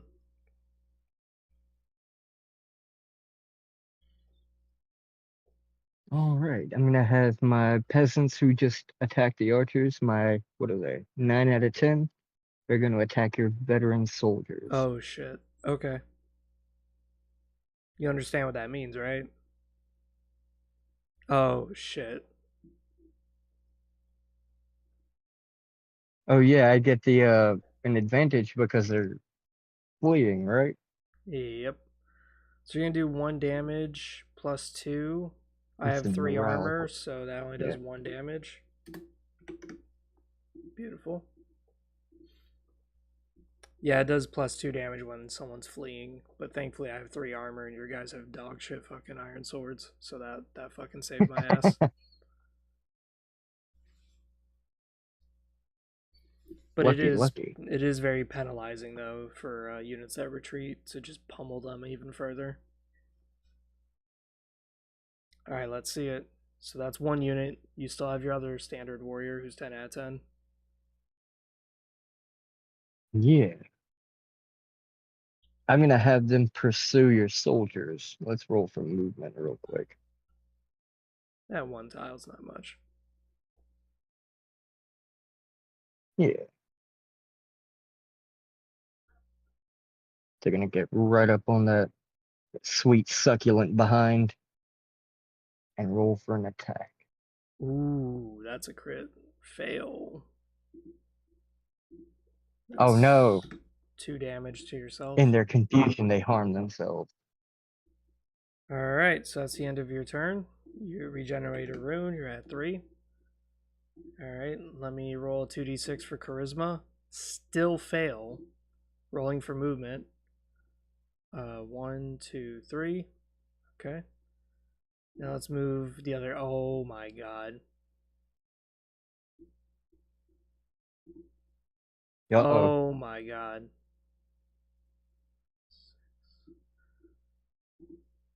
Yes. That's 4 damage. Fuck the mage. No! Alright, I need you to roll a charisma check Absolutely. for 1 unit because you just so happen to be out of the 6 tile range for the other one. You fail. Yes. My boys are running. Roll a 1d6.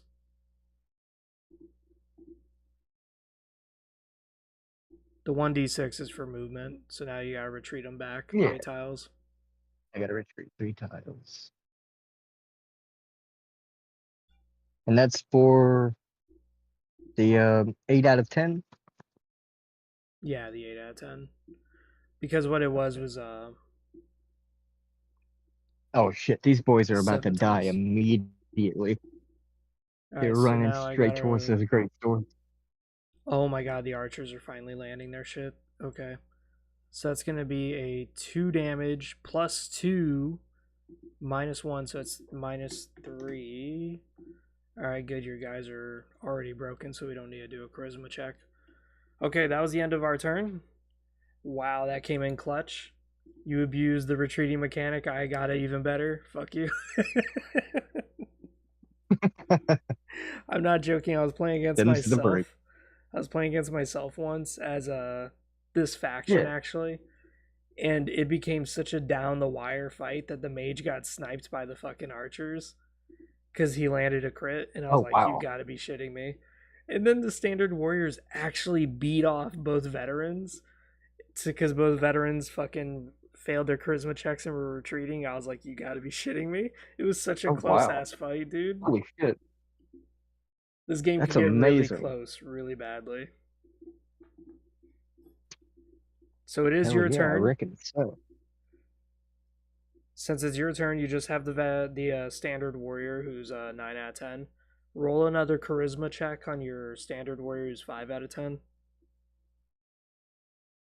All right, for the 5 out of 10s. He still fails. So roll a 1d6. Oh. And he's retreating 4 more tiles to the edge of the map.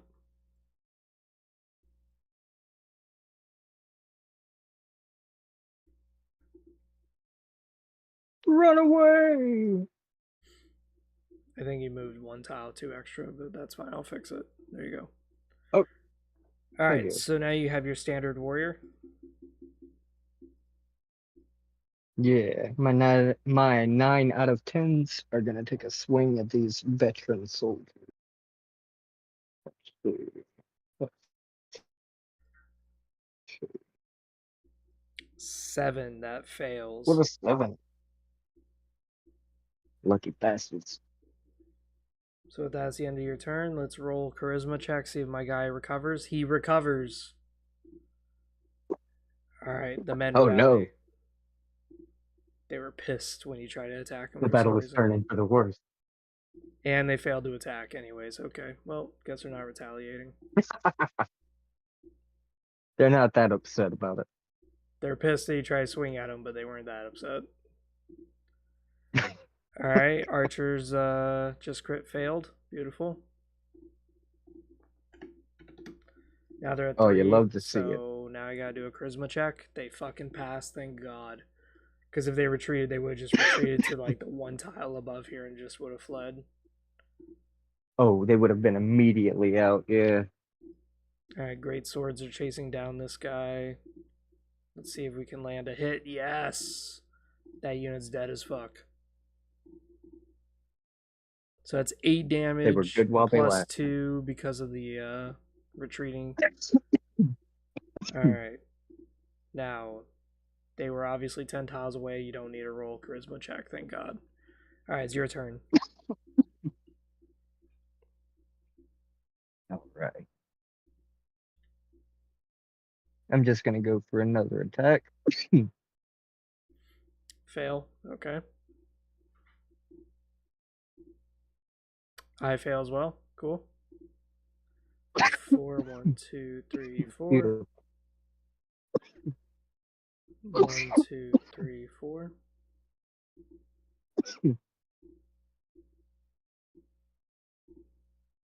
Oh my god, that's another crit fail. Are you fucking kidding me?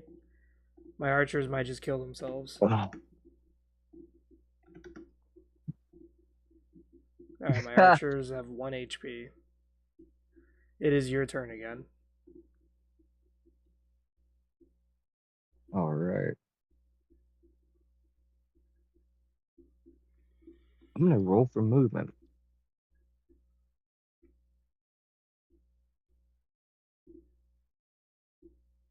2. Okay.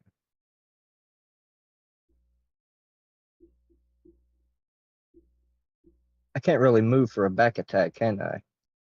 Unfortunately, no. Okay. The move too? Not really. I'll just get on this side. And go for another attack. Ooh. Can I make it happen? Yes, I can. Alright. Dude, what the fuck?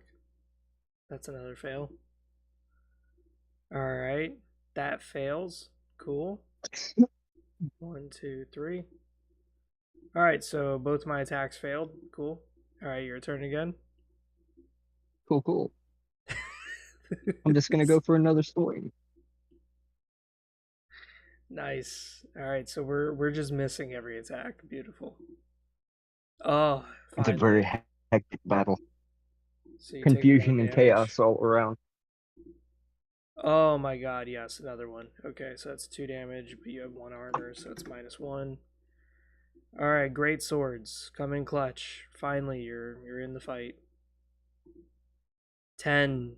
Ah, you bastard. That is full damage. It's 8. I'm so And that kills dead. you. Holy shit. Yep. Oh, that was close. That was. I honest to God thought my archers were going to kill themselves from the constant missing. Because they crit failed like 6 times, so I was expecting that. Yeah, that was pretty rough.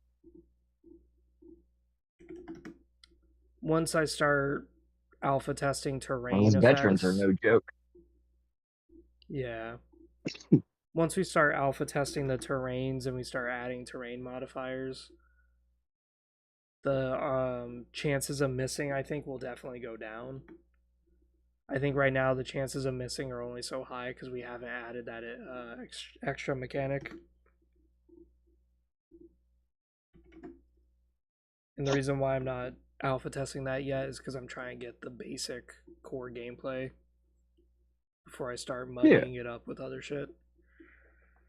So, how do you feel about that game? How did you feel Magic was? Did you feel like it was rewarding to actually use Magic, or did you feel like it was more of a hindrance because your army was kind of vulnerable?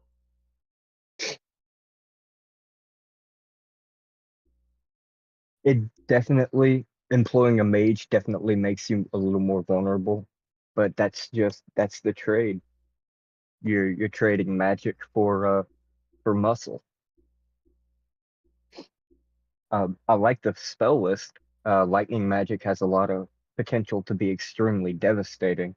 I just don't think that I was able to use it to its full potential. But them's the breaks. I He wasn't really in the do. fight long enough to like lay down any serious damage. I do think He if kind of got a little you too close to the chaos. Yeah. I do think if you did Volt Jolt, I think that would have hurt me a lot more than the chain flick. Yeah. Because then you would have done 3 plus 1, so that would have been 4 plus 2 damage because the guy's wearing steel. So that would have been 6 damage on my veteran soldier, and that could have killed me in like 2 hits. I was considering dropping the Thunderdome on everybody and Yeah. just basically leaving my standard soldiers just up to whatever. Like if they died, they died. But I figured I'd try to keep them around for a little longer, and that kind of bit me in the behind. Well, But that's how it goes. Thunderdome is one of those tier 3 spells that unfortunately you don't have the magic skill required to cast it. As I said, it was kind of one of those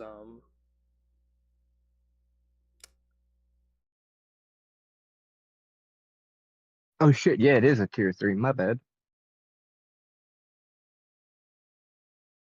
yeah. But reading the Thunderdome, what do you think of it? I think it's extremely cool. It reminds me of the hurricane spell from Nosgoth, except, lightning instead of fire. But yeah, it's gonna be devastating if you have a commander unit to employ it. So Thunderdome works like this. You deploy a 4x4 tile area. That's the Thunderdome. And you have 5 strikes, and you must roll 7 to strike. Each strike does 4 damage, with armor modifiers coming in later. So if they're wearing steel armor, then it's 6 damage. But if there are multiple units in the area, then you have to roll 1d6 for each unit that's in that 4x4 tile area. Whoever rolls a 6, or basically whoever rolls the highest roll, is the one that gets hit. Yeah,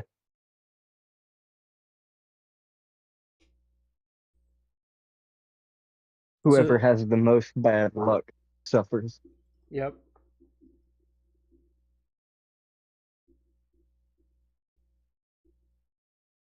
Yeah, that spell is a serious middle finger to just whoever's wearing armor in a particular area. The goal for the game, at least, is that I do want factions later on who do have like 4 armor rating. And armor in this game is very rare, but it does a lot, as you can see. Like if I hit you for 4 damage, but you've got a steel armor and an iron shield, that's 3 armor right there. So I just did 1 damage to you. Armor plays really big role, despite how low its number is.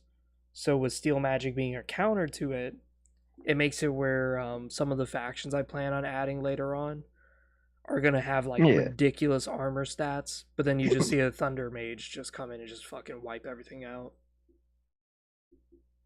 Curse magic also deals with armor pretty effectively because it targets charisma, and then it also The tier 3 spell literally strips away armor and weapon and item damage. Yeah, there is some serious debuffs in the curse magic. Yep. Kind of dig it. And then holy magic counters it and actually gets rid of some of that. Yeah, classic holy. So I don't know if you saw the official units page reference card. Oh, in the universal rules Yeah. from the peasant standard. Yeah,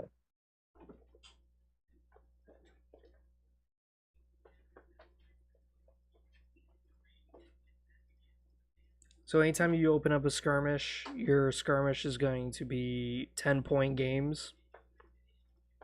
right. Um, Heroes cost 6 or higher points. So as you can imagine, that's literally most of your skirmish force right there is just a hero.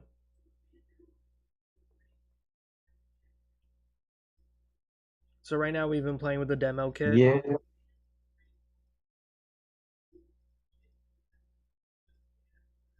right. Yeah, commander costs 5 whole points.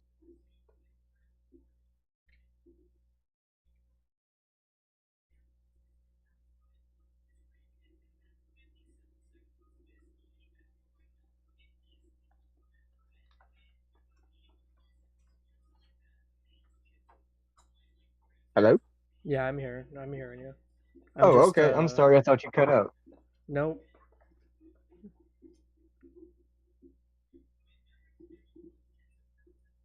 Um, let me send this to you so that way you can see it. I'll post it in the rules. So in case you didn't want to build your own warband and like personally customize all the stats and all the points, these are official units that are already made by me with their reference sheets attached to them. So you don't have to do any math, you could just drop them and play. Sweet. And it tells you how much points they are, so if you're trying to build a 10-point game, you can easily count it all out.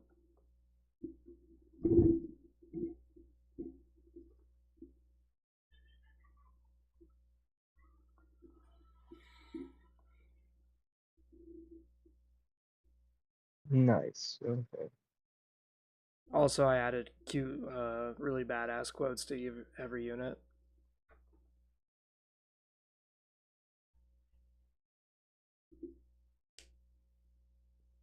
Hell yeah.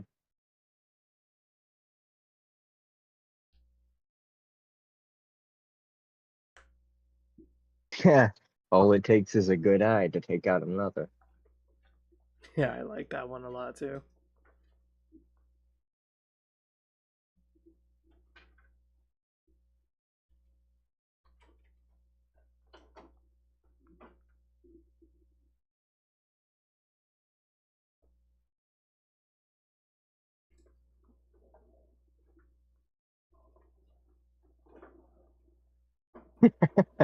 You hold the line. I came here to blow shit up.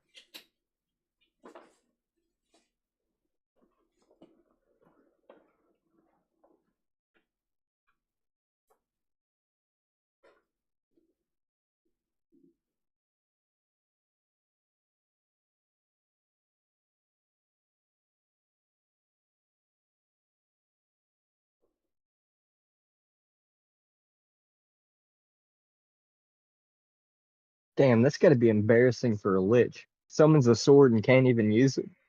Hell yeah, dude. Yeah, take that L.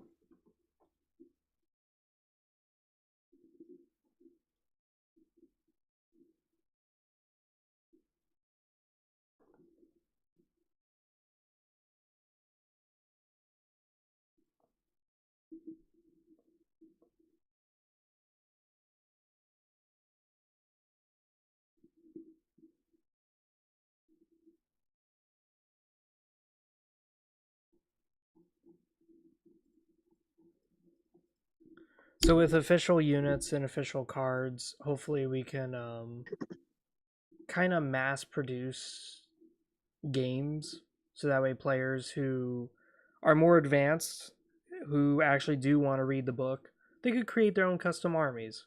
Nothing wrong with that. Yeah. Or for those of you who just like to play and that's it, not really think much about it, then you could just look up this page and just say, you know what, I'll take one veteran great shield, one mage, and then a peasant swordsman. Like, okay, go ahead, drag and drop that in there. Like, just play it out.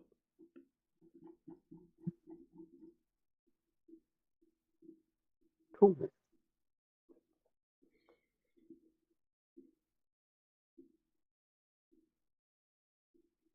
So in the demo kit, do you feel Oh yeah, like this has the potential to be a lot of fun.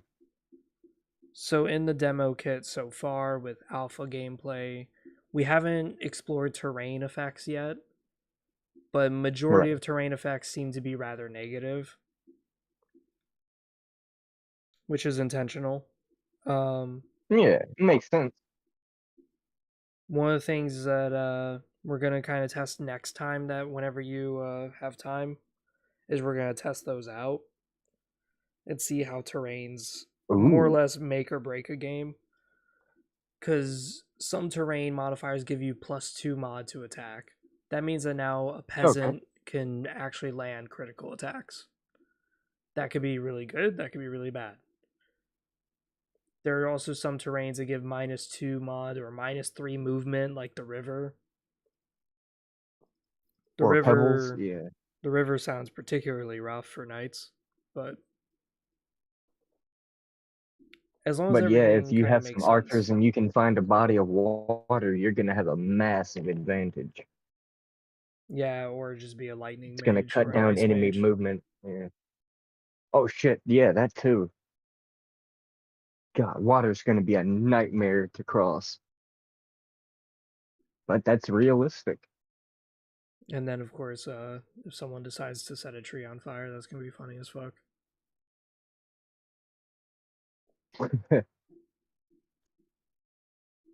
One of the Yes, faction indeed. things I was gonna have was I was gonna have it where elves and dark elves can heal 1 HP per turn when they're next to a tree.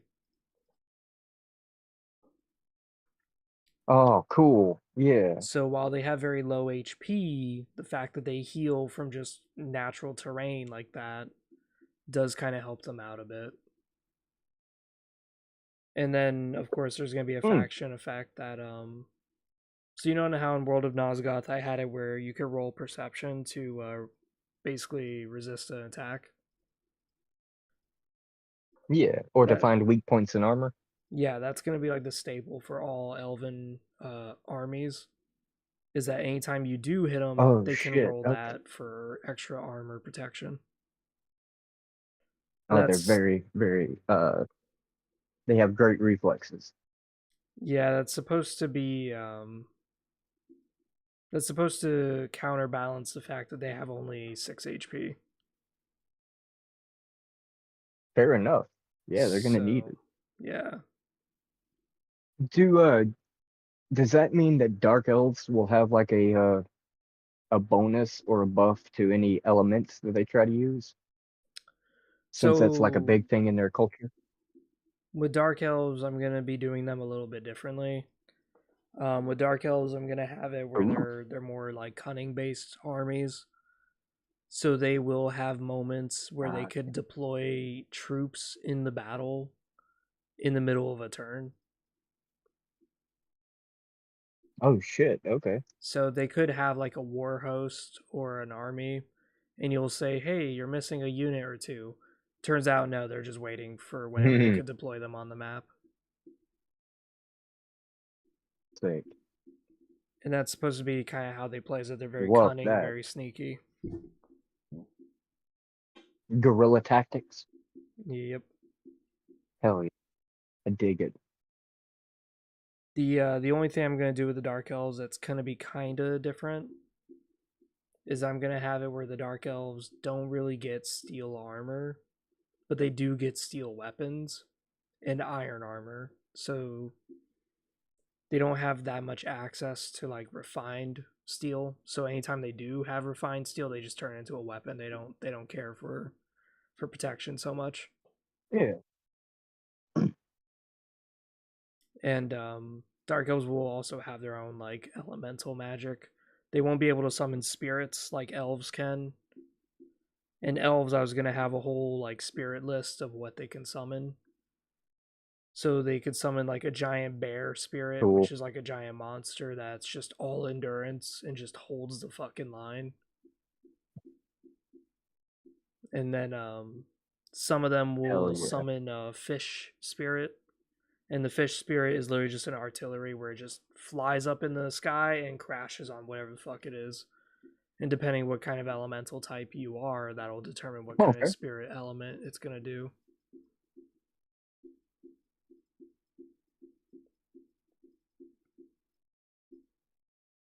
Cool. So that's kind of like the plan with the elves and the dark elves, the difference between the two. Um, am I gonna probably have to beta test that? Of course, but for the Does that? time being, we're just gonna kind of focus on the humans. Yeah. Okay. Like right now, we're gonna have Does that mean three. that? Oh What? yeah. What's up? What's up? Mm. Does that mean that dark elves will have access to like summoning elementals and stuff based No, on whatever element the mage is? no.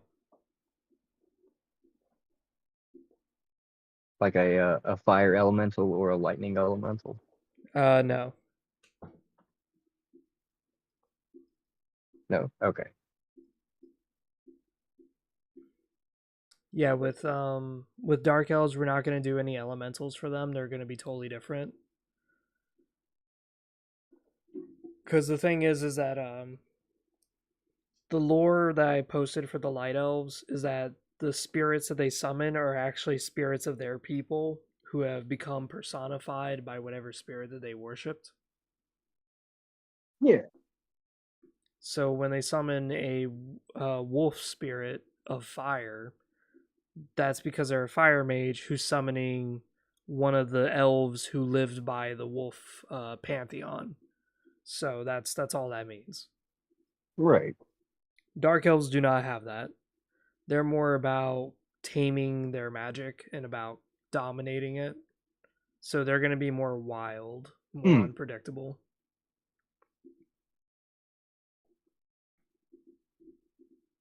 The main theme of the Dark Okay. Elves is to unleash the rage that's inside them. So that's going to be a lot more fun. Higher chance to hit your friends, I'm guessing. Yeah, sort of. Uh,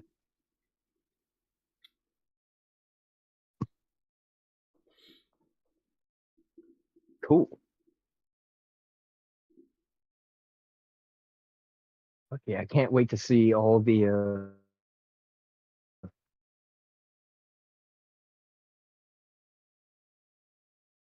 Hello. all the factions fully realized. Oh, there we go. Shit, Yeah, this is gonna be exciting. Yeah, I'm here. one of the things I was gonna do was the Fyrenane faction, which is the chivalrous humans, all about knighthood and stuff. Yeah. Fyrenane, I'm gonna have them be the only ones who have knights that are on horses. So they're gonna have really high point value for their army. Ooh, capital. Yeah.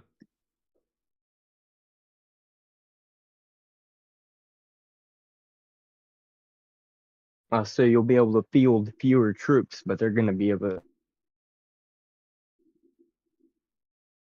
substantially higher quality. Yeah, Like their point cost is gonna go up so basically compared what to Huronidum. it's not Hieronodum anymore, it's renamed to Curandum. Okay. I don't know if you've read the Yeah, I was Kurnish wondering lore that I about that name posted. change. The reason why is because some of the names are a little too similar to Kingdom Under I Fire. read it before the change. Yeah. Gotcha. There's some really good changes now, so if you do read it, it's kind of fun to read. Absolutely. Yeah, I'm gonna have to give it another look.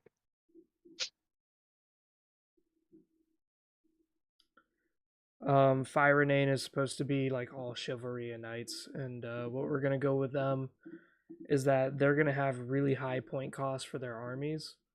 So for them, it will be like 7 or 8 points to field a single Fire Renane knight, but that Fire Renane knight could probably wipe out like a whole army by himself. Jesus. So that's gonna be fun to balance.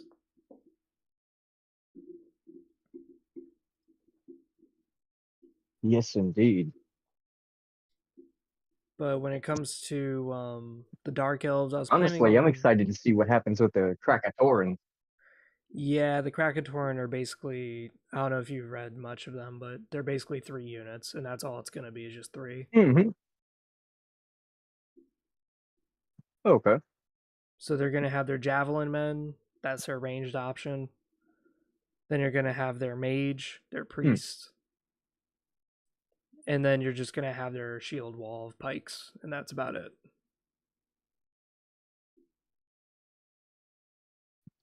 Matches their lore. Simple but effective. Yeah. And they may have their own magic later on that I'll develop, but for the time being, I'm just gonna kind of stick with the 3 units, and then that's it. And the main point of the Krakatorns is not actually to be a Okay. faction to play, but more or less to be a mercenary that you can add to your army. Oh shit. Are we gonna see some Nosgoth star magic make an appearance in Kingdoms of Oblivion? Maybe it depends on what balancing turns into. So Okay. there's a few spells in there that I already kind of hinted at in the Krakatoran lore, like Comet Rain, where it's just a bunch of fucking comets raining down on someone. That could be fun to play with. Yeah. The thing with the Krakatorns though is that they're gonna have kind of mediocre stats, except for their strength. Their strength is gonna be kind of high, but they're gonna make up for it due to their culture. They're gonna have really, really, really high skills, like really high skills, and that's supposed to be their whole shtick. Is that Right, because they dedicate their entire life to a single craft. yeah? So while all their intelligence is stuck at 3 and their strength is stuck at like 6, you'll see their magic skills like fucking 8. It's like, what the hell is that? And that's because they're so well refined, so well studied that that's what they do. Hell yeah.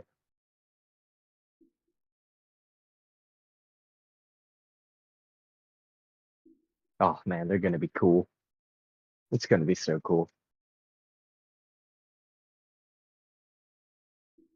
But the goal here is to create a gritty, metal as fuck theme of just people unleashing their anger on each other and just fucking going buck wild.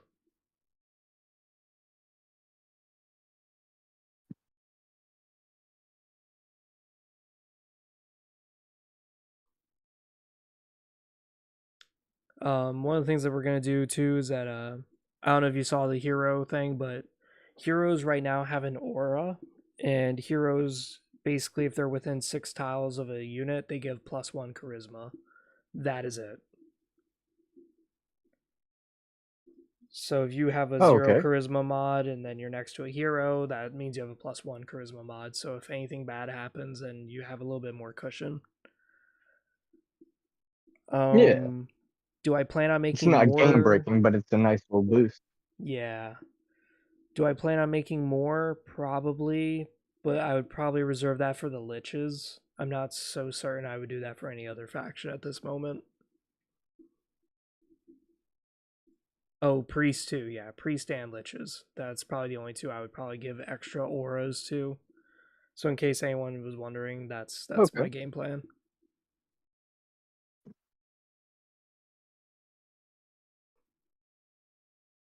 Like Liches, Cool, cool. we're gonna have a divide in Liches. There's going to be the enslaved and the free.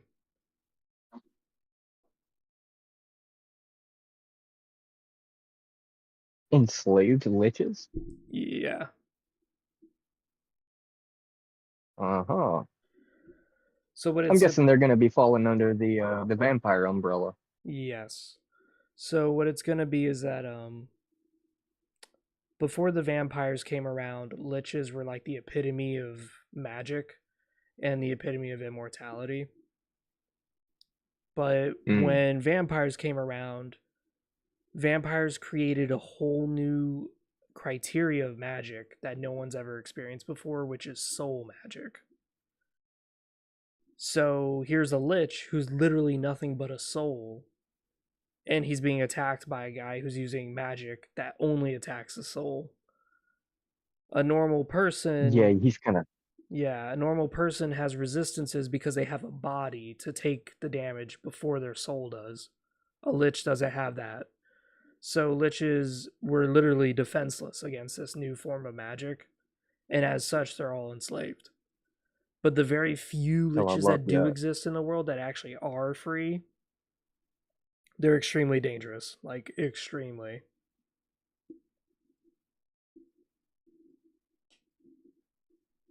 Cool. Cool. So, whenever it comes to Velnaya with the vampire faction, that's their name, Velnaya. Valenaya.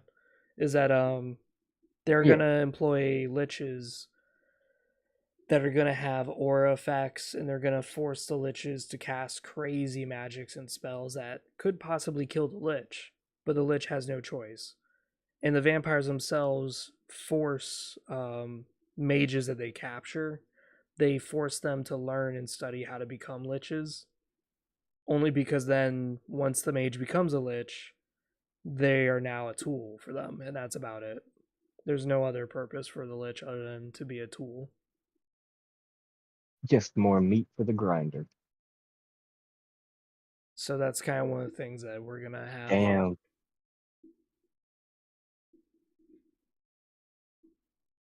And eventually I'll develop soul magic and what That's that's awesome. all about, but we'll get into that later. That's like way later. Okay. Yeah. But overall, I plan on the human factions to be kind of like the best introduction to the game. And then elves Yeah. would be like a second The all introduction. rounders. Yeah. And then from there on out, it would all just be kind of more advanced difficulty gaming, like the orcs and such. Like the orcs, I was planning on them having no Yeah. armor, but they would have one-hander weapons that were actually like 3 damage. So even though it's like a rusty fucking club, Oh damn. it actually hurts really, really hard. They're just so strong. Yeah. Yeah.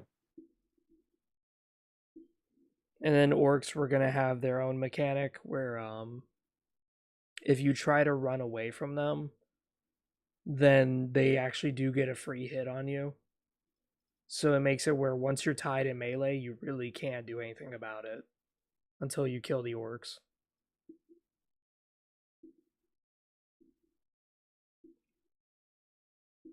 Oh shit. Damn. They're not even gonna have to roll for an attack. They just get one. Okay.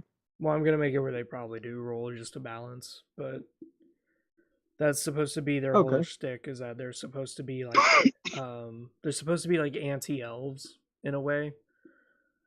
So while an elven army is all ranged units and an orc has 0 range whatsoever and 0 armor, once they finally get a hold of you, it is very hard to break away. It is very, very difficult to try to get out of their grasp. I love that.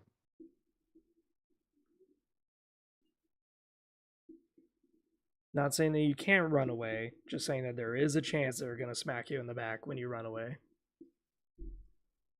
Yeah, you're gonna have a really hard time. Damn. That's a nice little trade up though for sacrificing any potential ranged units. Just make them nearly inescapable in melee. And that's supposed to be the goal here, is that when it's humans versus humans or elves versus humans, dark elves, whatever, you could just run around the map. There's no penalty for doing that, for disengaging, because there's no real reason for there to be a reprise attack. But when the orcs take the Yeah. field, they're going to be just all melee dudes. And the moment that they close a gap on you, you're not going to run away unless you lose a few teeth. Yeah, that's it. People are dying. You're done. Hell yeah. I don't know if you look through the Curandome list of heroes, but there's one character I like called Archie. He's funny.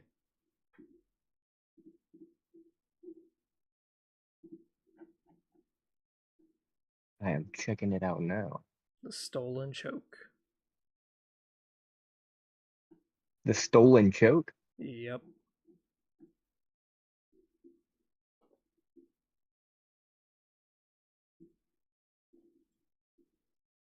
A throne is borrowed, not owned. Only the brave sit, and only until another bleeds harder.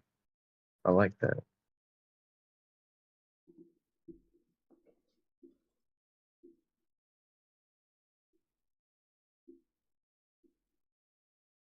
Descendants of Archie, the infamous thief turned war savior. Poisoned cattle and corrupted crops drove the largest orc horde to retreat, terrified of what kind of people could eat such filth. Archie was hailed as a genius and then executed for stealing the king's bracelet. His descendants remain poor, slippery, and dangerously clever. Hmm.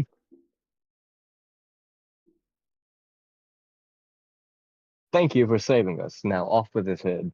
You think I didn't see you take that shit? I'm the king. I see lots of things. Yeah, if you scroll like way down, there's actually like a list of conflicts, and that was actually one of them. Was the breaking of broken chain. But there's like a lot of stuff in here. So enjoy Oh the yeah, it's read. kind Have a of good time. pretty beefy. Yeah. I will, for sure. When you read the I was working on Kurnish, a oh yeah.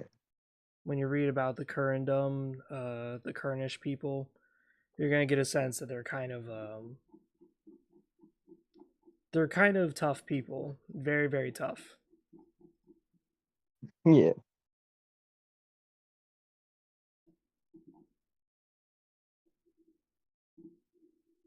I was So working on a picture of a vampire spirit trying to possess a guy.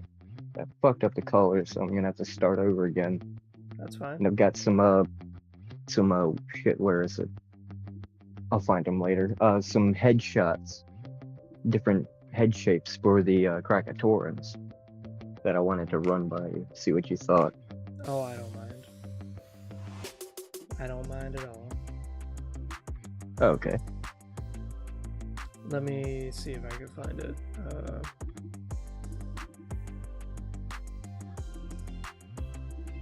I am not a colorist. I've tried, and every time I like how the line work comes out, but as soon as I start trying to put any kind of color through it, I end up fucking it up.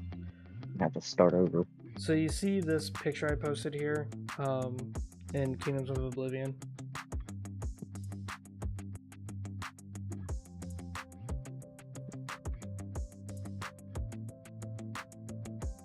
Yeah. So that's King Valdemar in Kingdom Under Fire. One of the things is that the Okay. vampires in my setting is that they're going to have a lot of these like black mascara marks on their face, just like this.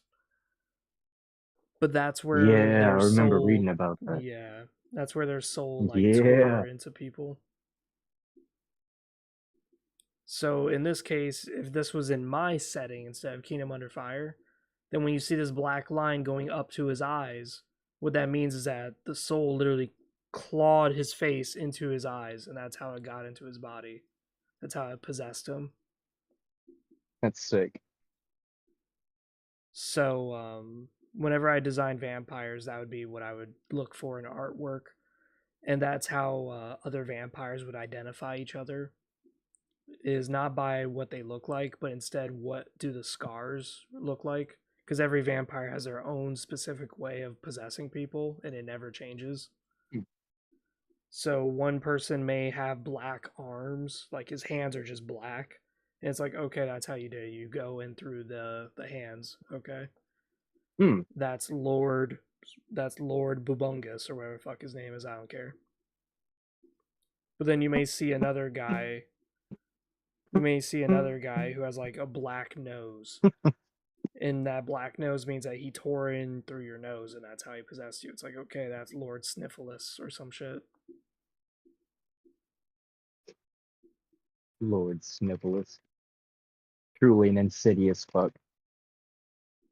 But that's kind of like the goal of the vampires, is that that's how they identify each other, strictly based on that. And whenever they possess people, it's a pretty gruesome and pretty horrific process.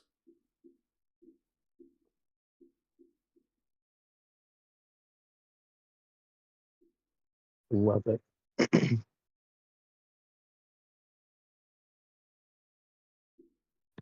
Yeah, I can't wait to see how they play.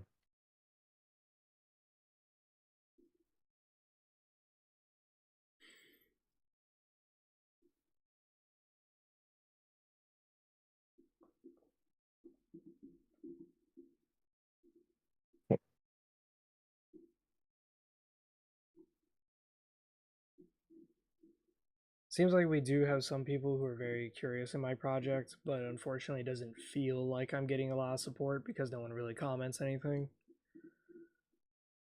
So it kind of feels like I'm working on Yeah, a dead ass hard project man. that's not doing anything.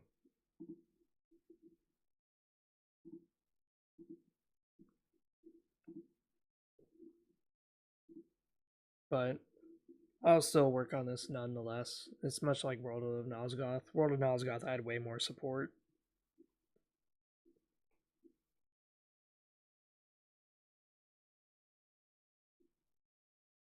Oh, familiar IP and all that. Yeah, that's definitely the big reason, was that I was working underneath the identity of something that was much bigger. This Whereas, definitely has the bones though to be very, very fun. Something that'll entice a lot of players. I believe it. I believe so. well, that's the thing, is that I have a lot of ideas here that are very original. Like, here's a monarchy of peasants where the crown is not by blood, it's not by birthright, it's literally just passed around. It's not even like it's not even a democracy in some sense. It's just merely who's the most famous hero that everyone likes. You're the king now. And the king like has to step down. Damn. Pure popularity contest. Yeah, exactly. And then you have Theocratia, which is literally the land of the church. And their whole thing is that your citizenship is tied to your relation to the church. So everyone is a lay member of the church, which means that you're basically a slave. Like, if the church tells you, hey, go work this farm, you don't get paid. That's expected of you as a member of the church. Damn. But as you climb the ranks, once you become a priest, now you're considered like a second class citizen. Like, now you can actually earn money. Now you can actually own a business. And then once you're a priest, you can go to the Oh, Council of Light and ask for permission to study.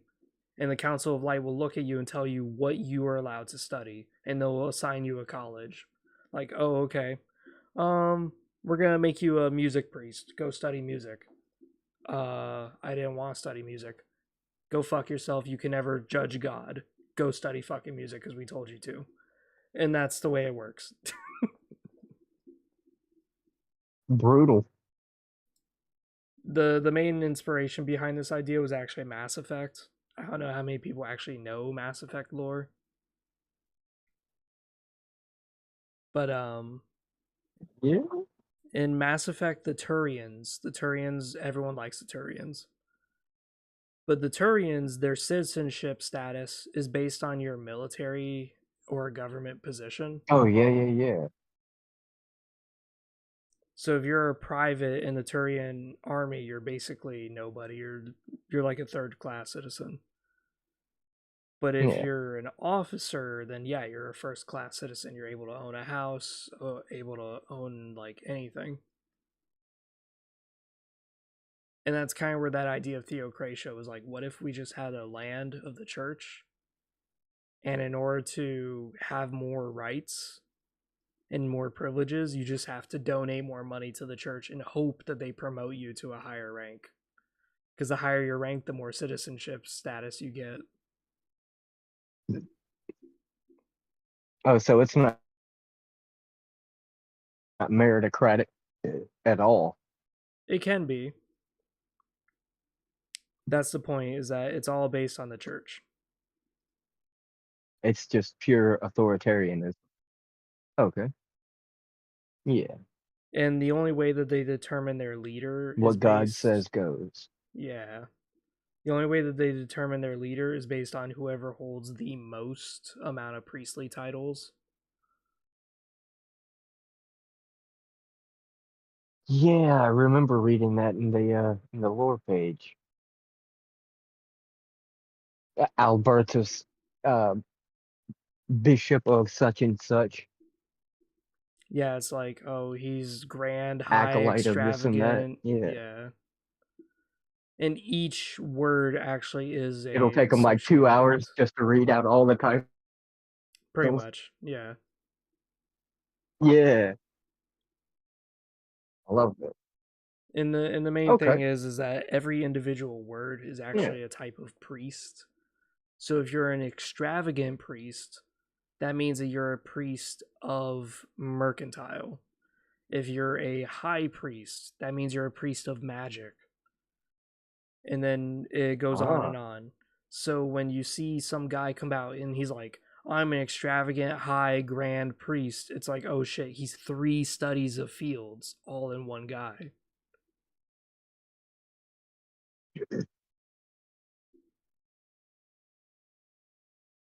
So Yeah. whenever the leader of the church dies, that's who they look at. They He's look well at, educated, yeah.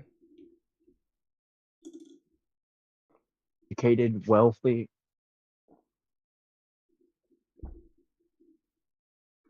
And magically gifted.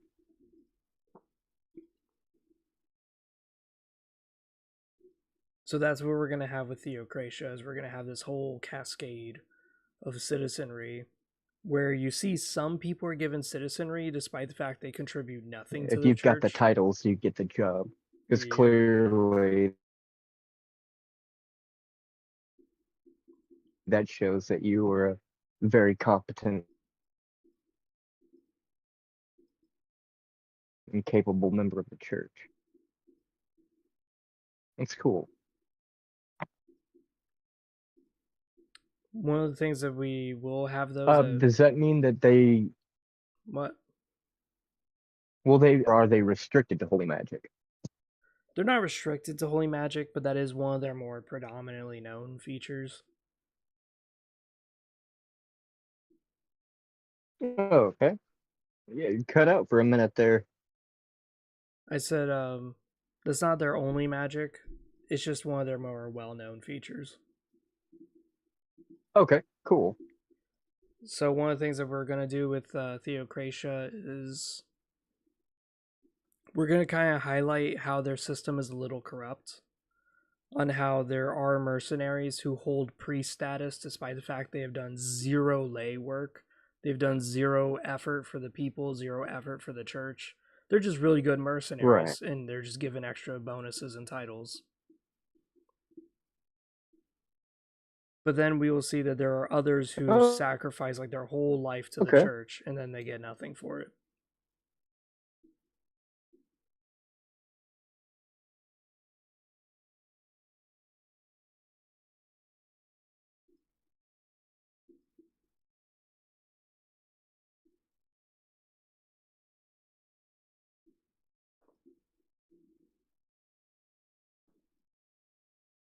More believable. Yeah. It helps to highlight that the corruption element in their society. Do everything right, give every cent you own, but you still end up Yeah. with nothing.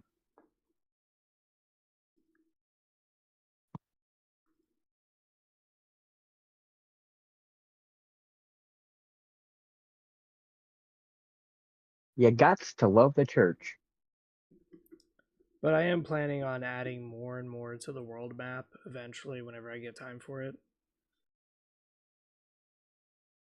Yeah. But as a time currently I'm just keeping it small scope and we're just going to kind of focus on like the three human nations and then a bit of the elves and that is it.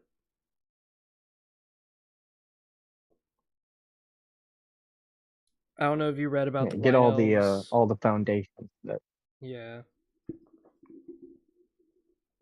fuck yeah, dude! I love the light elves. They're awesome. Yeah, the idea that they're literally born with a goal and then they just die when they complete their goal. Yeah, they visit a human king, and he asks them for a fact. And they end up telling him all this embarrassing shit about his ancestor. They just have no filter.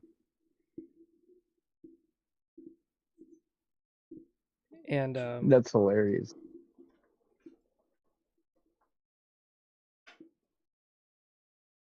that's going to be one of the outlines of one of the novels that I'm having to write right now.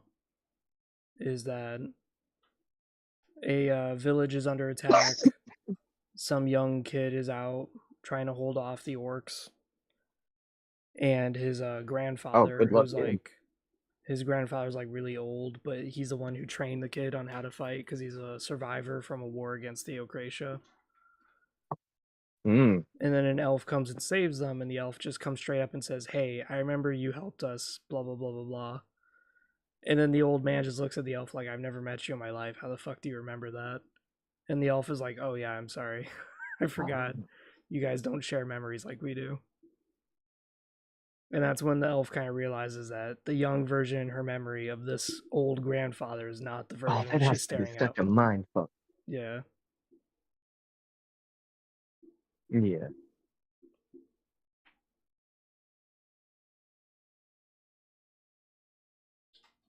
Yeah, I think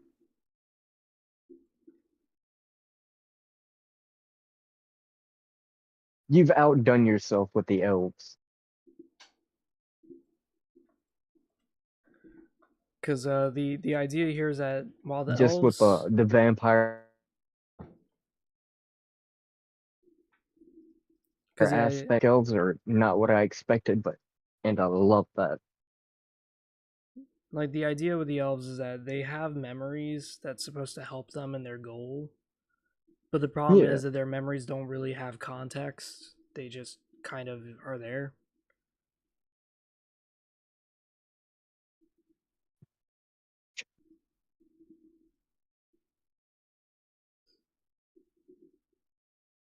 It's kind of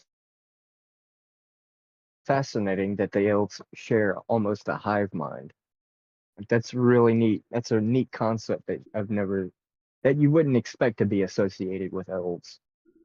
Well, that's the thing too is that they're not actually a hive mind because they're not interconnected.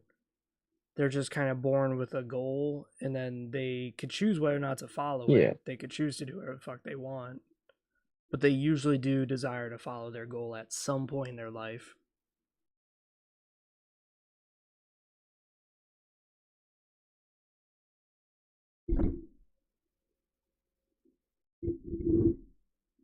They just share like a bar of knowledge.